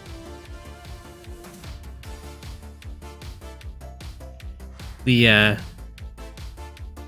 money does a lot in these FFAs. And usually, I don't know how many people have played them, but usually what happens is you're going to get stuck in a conflict like this or like this, and that will take you like 20 to 30 turns or something to finally resolve. And while that's happening, someone whose opponent just left and then their neighbors just left has taken all of those properties and built up a massive army and is slowly steamrolling over the map. As we've seen, like in the Hogat FFA, who had all of his neighbors leave, or even in some of those Red Halo games with the Sensei players, or when he was like double Sensei, and you saw him just kind of roll over the entire map, and while he's doing that, other players around the map are just battling amongst each other until he shows up and takes all their stuff.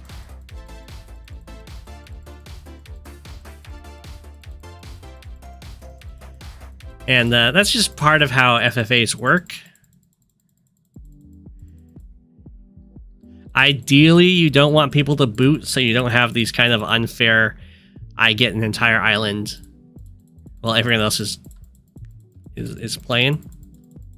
But it's kind of inevitable. Ideally, you would then have like these two players fight it out because they both got a free island basically. But from their perspective, they don't really want to fight each other because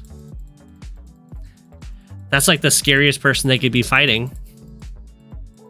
When instead they could go after another unoccupied island, or they could go pick on people who are fighting their own fights.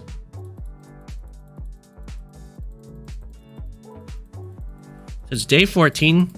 Pink and red, they might have a truce going on. I'm not sure. Purple and green are still fighting it out. White Nova and Yellow Comet are still fighting it out. The Penguins have now landed with many infantry to defend their HQ. And are taking little islands. That carrier over here. It looks like Yellow Comet left the game. And then you'd think that White Nova would be able to then claim everything that Yellow Comet got, but no. We've got this. I think it's this. Oh no, it's Funny Man in a Clown Suit. The flak player is coming down to actually scoop up the winnings. Poor White Nova does all the fighting and won't get any of the profit.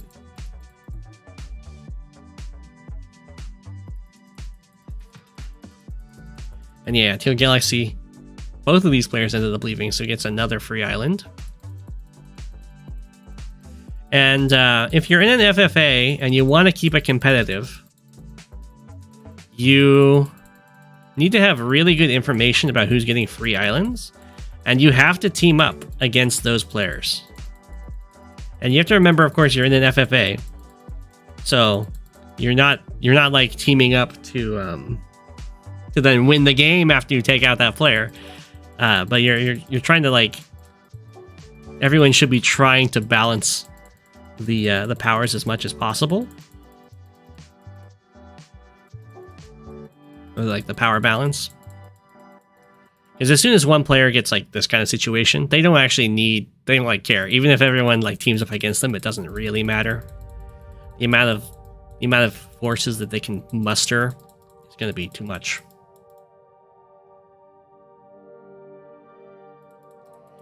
Yeah, you can you can kind of tell who's fighting an FFA with the power bars.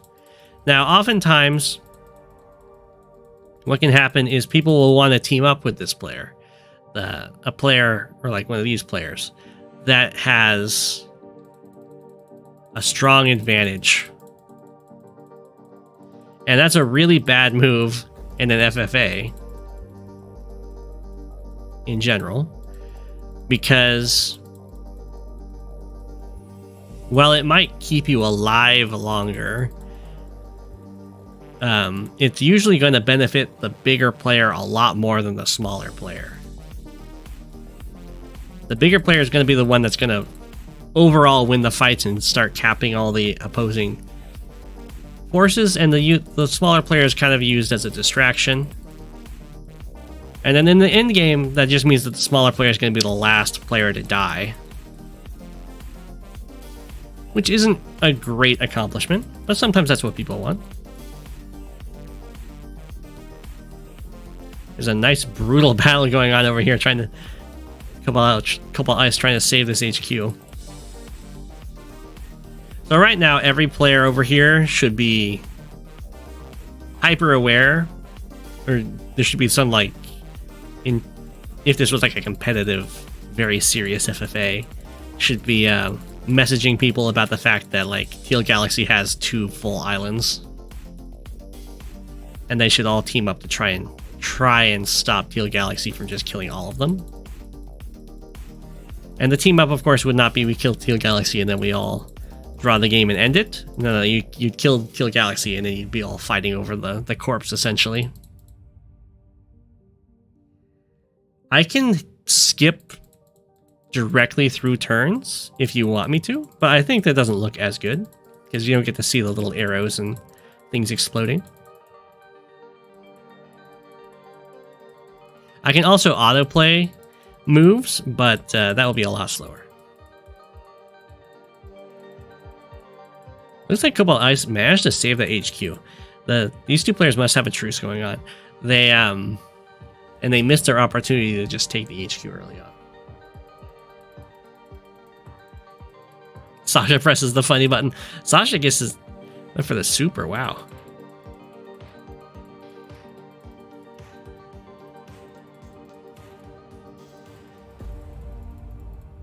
Usually, I would highly recommend using the normal power. Okay.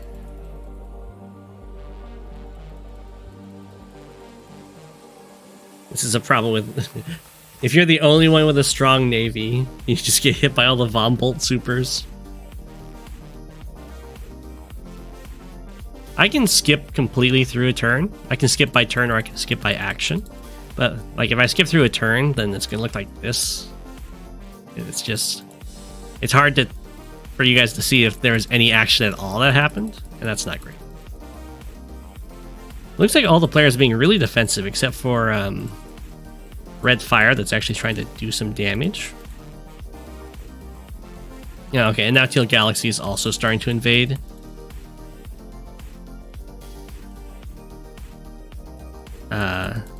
Purple Lightning and White Nova.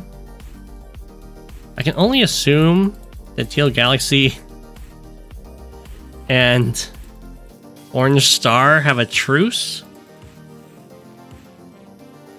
or some sort of alliance, which is really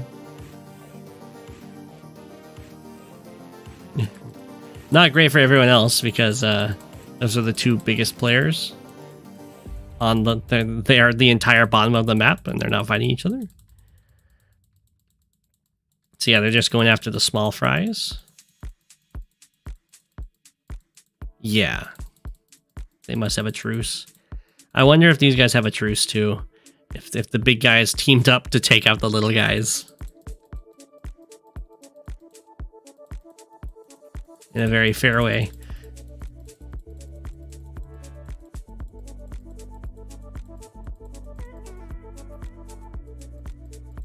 Yeah, we'll see. We haven't actually seen these two meet each other, but they're both attacking the same player at the same time.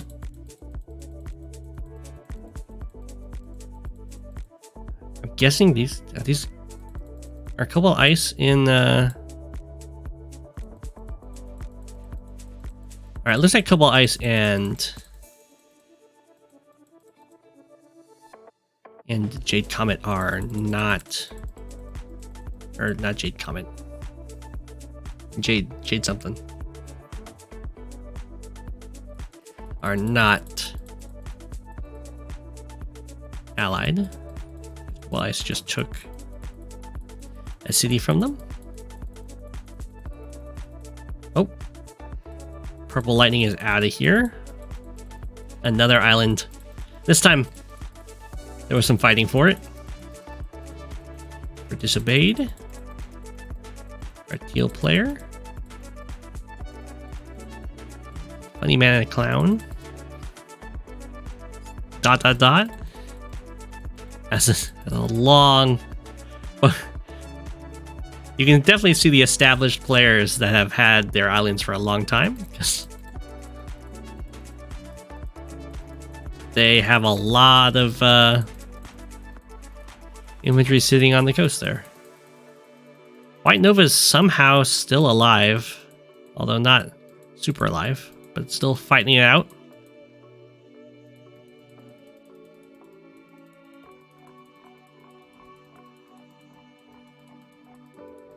Okay. Yeah, the Navy's starting to show up on the shore to lock everything down.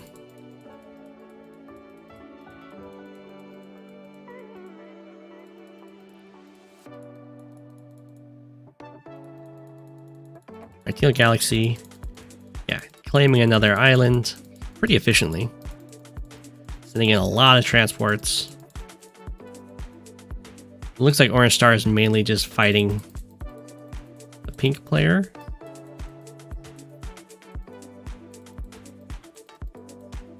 They must have an alliance. Okay.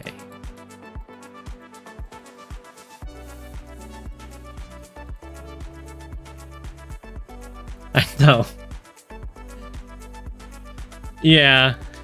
You have a good navy and it gets hit by all the meteors and the missiles because it's such an expensive ball of units.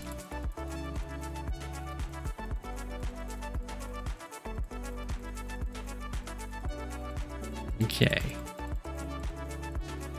So many units. Sasha wipes. Sasha, classy.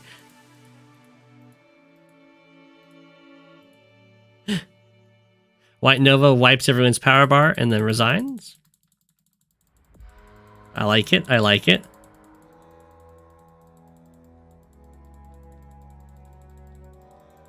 Okay, looks like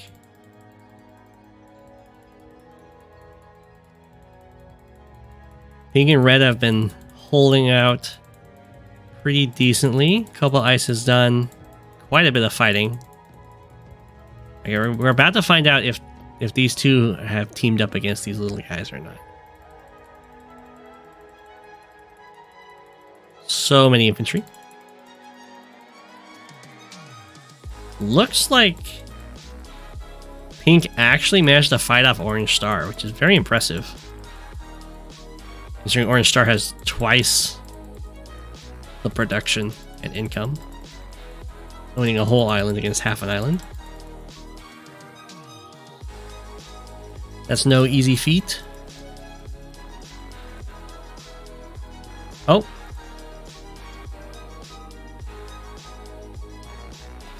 Disobeyed attacked. Teal has attacked Orange Star's navy.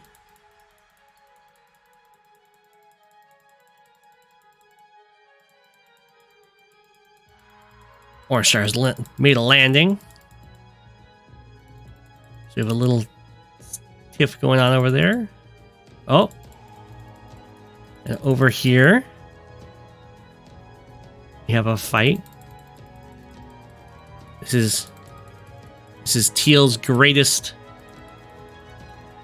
battle so far.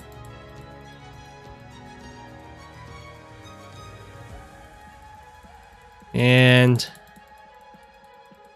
looks like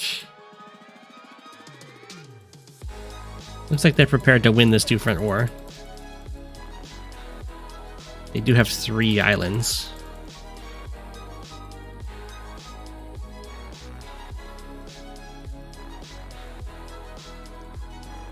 Okay.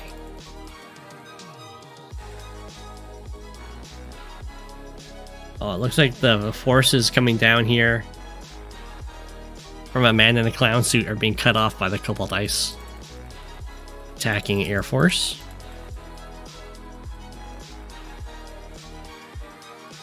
Ooh, well, Teal Galaxy set up some sort of landing party to try and break through the line of infantry in the bottom left. Is the real question.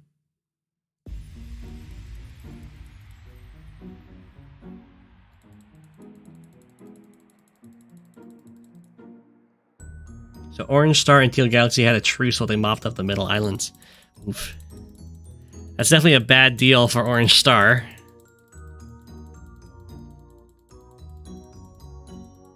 Considering only Teal Galaxy got any of the middle islands.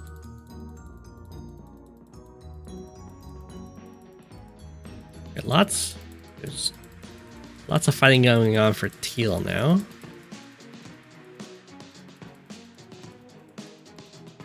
Has 172 units against 66 and 80. So Teal has more units than the next 2 highest players, the next 2 strongest players combined.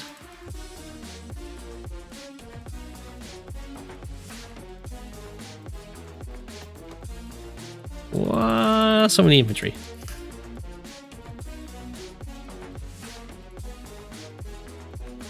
I don't know if there is a unit cap. Cobalt Ice breaking into red Red Fire's area actually starting to cap a base. Not gonna get it, but a brutal battle nonetheless. Cruiser gets to tag a fighter. Well, Ice has been doing a lot of fighting. I'm not sure what's going on with this though. Very layered infantry. Just too many bases, I guess. Okay. Oh. The Galaxy has not dropped in unit count, now over 200.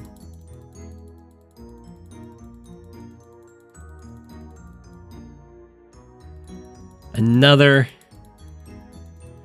Bomb Bolt super hits a Navy.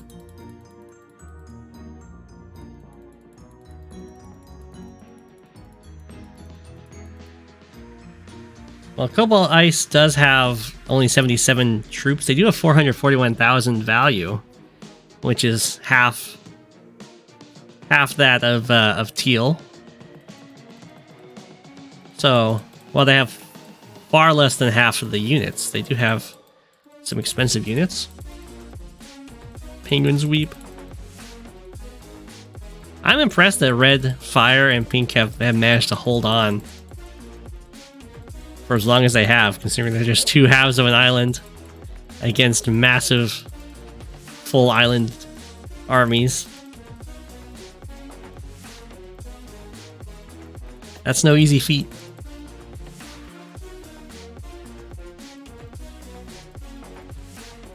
Okay. Looks like Teal is going to get a fourth island, which is very good. Still rising in unit count. We're at 210. Going to be breaking the million unit value pretty soon here. Not quite.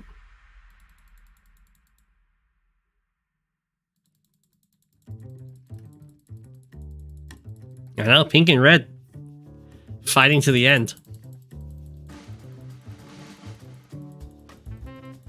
I wonder if they actually have something set up, if they're both like, I'm just not gonna fight you. I don't want to fight in this awful choke point of two shoals.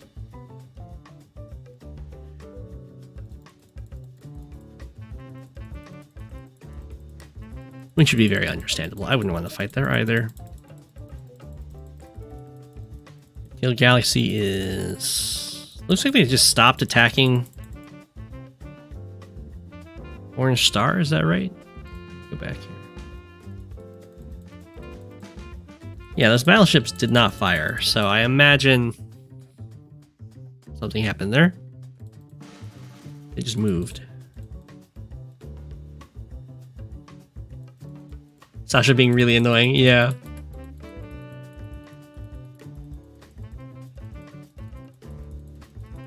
I mean, with this many units on the field, hey, Teal has broken 1 million unit value. With this many units on the field, you can definitely, if you have a big fight with another big player, you can definitely get your power. Okay, Orange Star didn't attack Teal either there. Couple Ice going in for some big swings. Ooh, didn't use the power, so someone's gonna get hit by Teal Super here. Now at 233 unit count.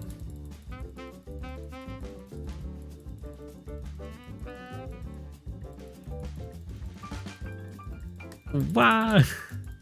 Is the super not gonna get used? The super didn't get used.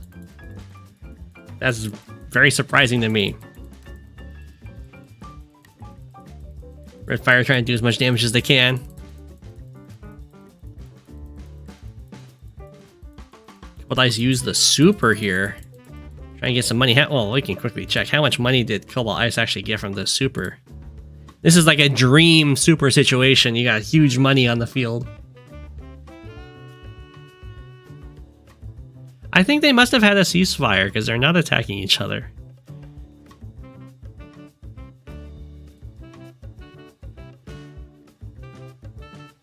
Okay. So had 52k.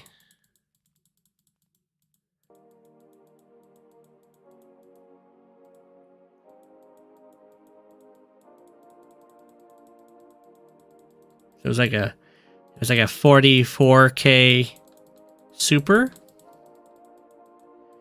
I mean, that's something. It's like a whole turn of income.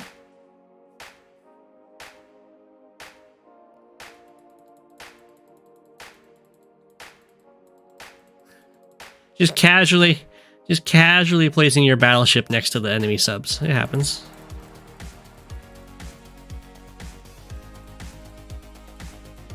Oh. Some teal battleships got attacked by Orange Star subs. They were lying in wait for so long. They finally got in there.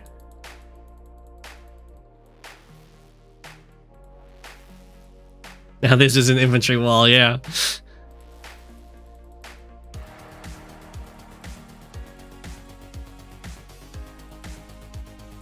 The Teal Galaxy and Cobalt Ice are battling out in the center while both players get pelted by red fire.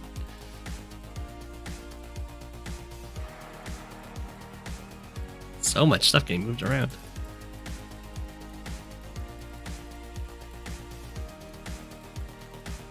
Teal Galaxy, I think, might have lost in unit count that turn. Ooh, Redfire might not be firing a couple dice. It might just be on Teal Galaxy. They might have teamed up to try and fight the giant.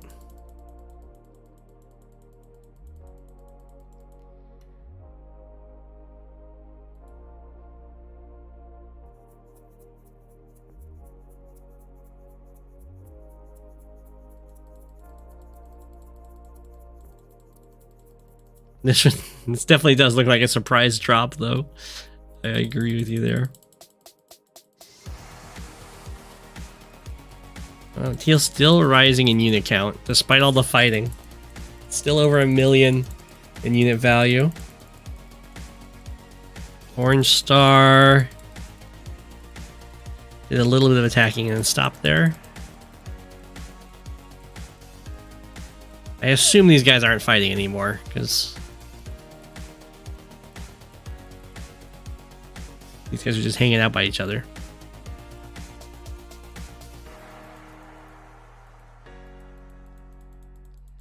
Oh no. Cobalt Ice is starting to run out of navy.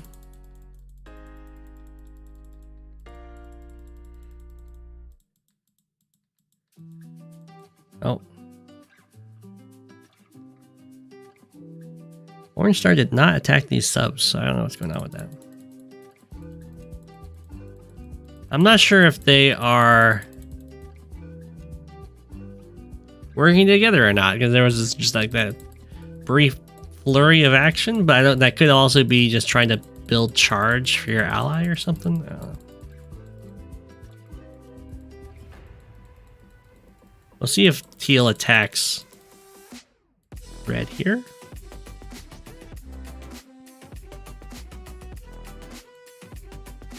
Looks like not, because this cruiser did not attack this sub. So I imagine they're just trying to do power generation strats.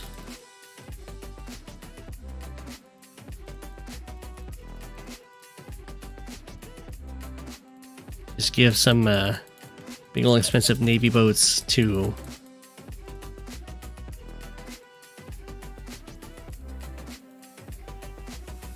give Teal a super on command. Walt with carrier. Ah, I gotta hurry. Oh, a long fight in the center here.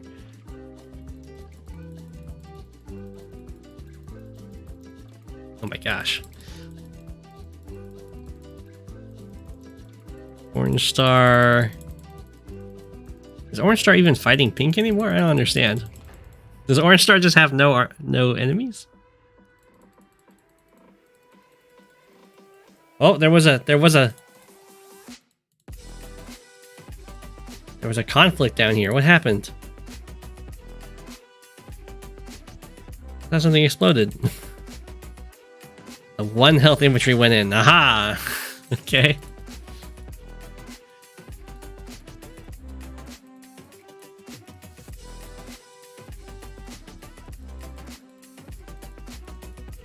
Oh no, Couple Dice has to fall back.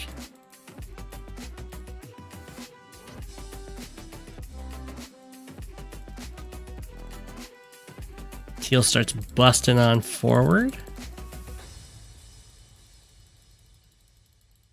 So many units.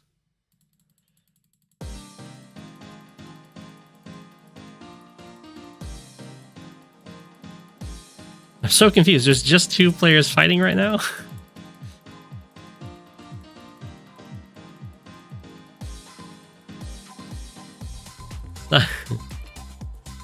Not much of an FFA. Okay. Orange Star is very defensive. Pretty much everyone's very defensive except for Teal and Cobalt Ice. So it's kind of just a very lopsided 1v1 right now. Oh, looks like Red Fire is dying.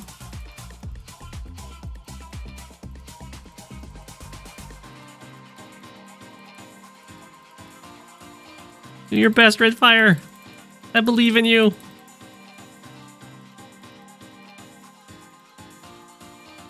That Cobalt Ice Carrier is gonna run out of ammo. This is a strategy that Red Halo likes to go for, is just like mass sub, mass black boat.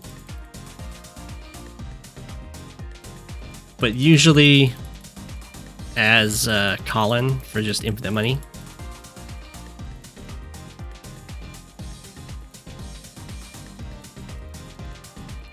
Okay.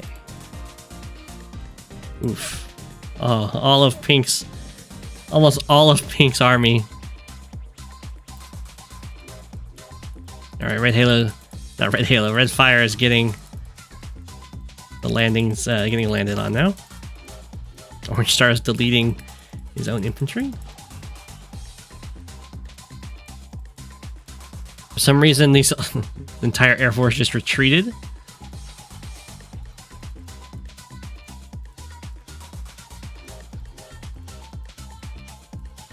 And we got Mega Tank on the... we got double Mega Tank on the shores of Red Fire.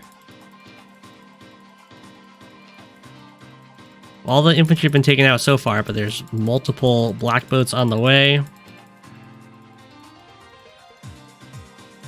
think Red Fire is going to fall pretty soon here. I know, Pink's Navy. It's the Magnet Navy. Yep. Oh, Red Fire's probably got like 3 turns, maybe. We'll see how long they can stop the infantry from taking the HQ. They've got some rockets. I'm not quite sure what's going on with these 2 corners. They're not doing anything.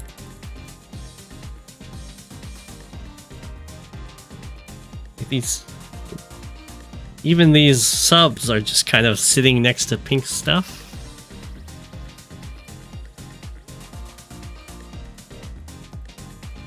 The HQ cap is coming in. Looks like Cobalt Ice can't stop it either. Or I guess can delay it if the carrier shoots the copter and then the copter... well, it doesn't have vision of it though. Yeah. Who else is fighting? Cobalt Ice is fighting against the Navy, but isn't able to save Red Fire. So Red Fire is about to be HQ capped by Teal. Oh, resigns before the HQ cap, denying the vast property capture. Now Pink starts trying to go on in there. Finds out there's a massive Teal army of mecha tanks waiting.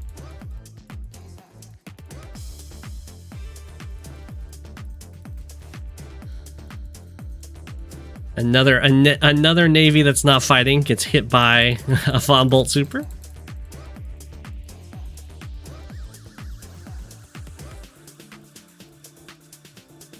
Teal has almost reached 300 units. And the only other players with at least 100 units seem to be the two that are not fighting it.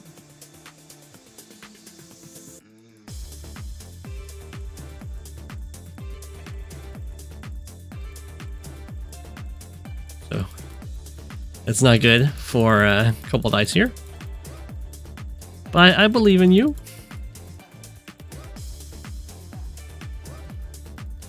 I think the last two teal supers have hit the allies.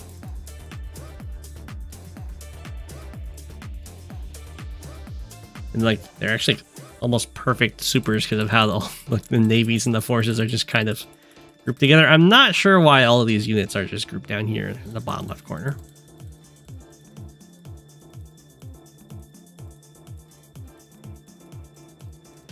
Wow, so many units. Oh, we broke 300 units. Disobeyed is, or teal is also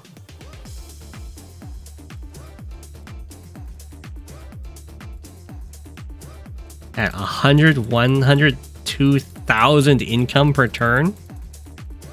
That's a lot of money.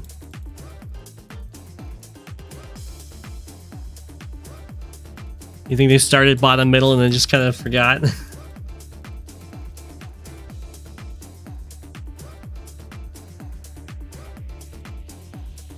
Oh, you think Orange Star is just trying to last as long as possible when teal finally attacks? That must be what's going on with both of these players.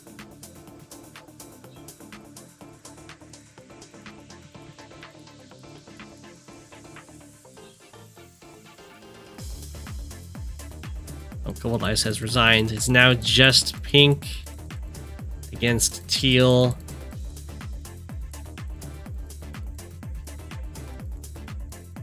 Teal is the leading units, look like.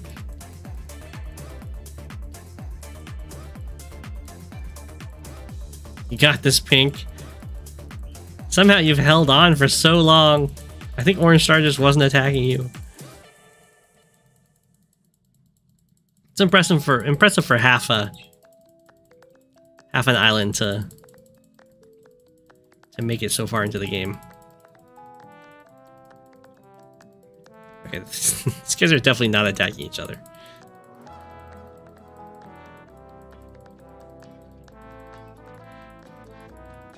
$333, $339.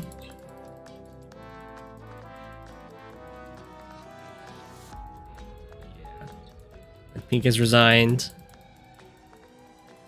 Okay, there's no one left in the game besides the three biggest players. One of which is way bigger than the others. And then they draw. Okay. That's an FFA for you, kind of.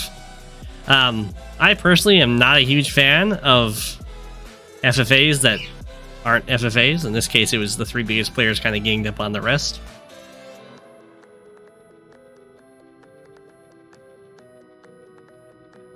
Technically, no one won this game. It was just a draw.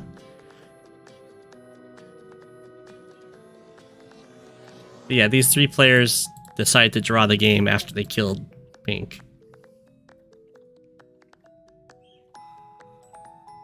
Well, I guess really teal killed pink. These two players just kind of hung out in their corners and let teal do stuff. Yeah. I agree FFA alliances aren't balanced if there's no inevitable betrayal.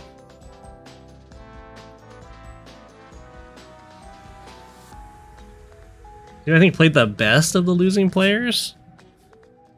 I think Cobalt Ice did a pretty good job. Red Fire did a pretty good job holding out too.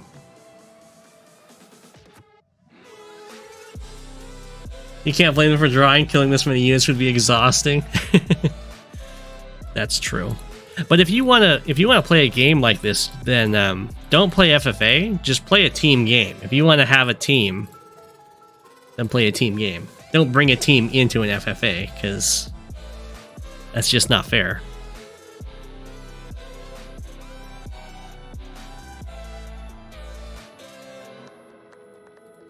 It looked like Cobalt Ice and Teal had a pretty good fight, though.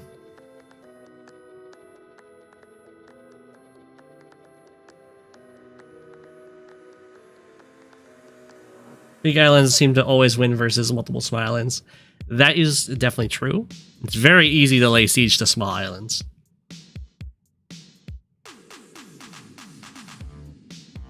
You can very easily airport lock them with a carrier way off in the coast. Like 1, 2, 3, 4, 5, 6, 7, 8. How brutal is that?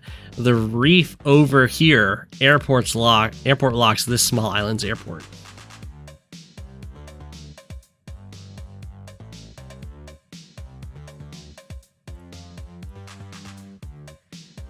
Where like a big island, like this airport, like good luck safely airport locking that. Good luck even getting a vision of that. That was another big ol' FFA. And you can see how they can be fun, but they can also be very imbalanced.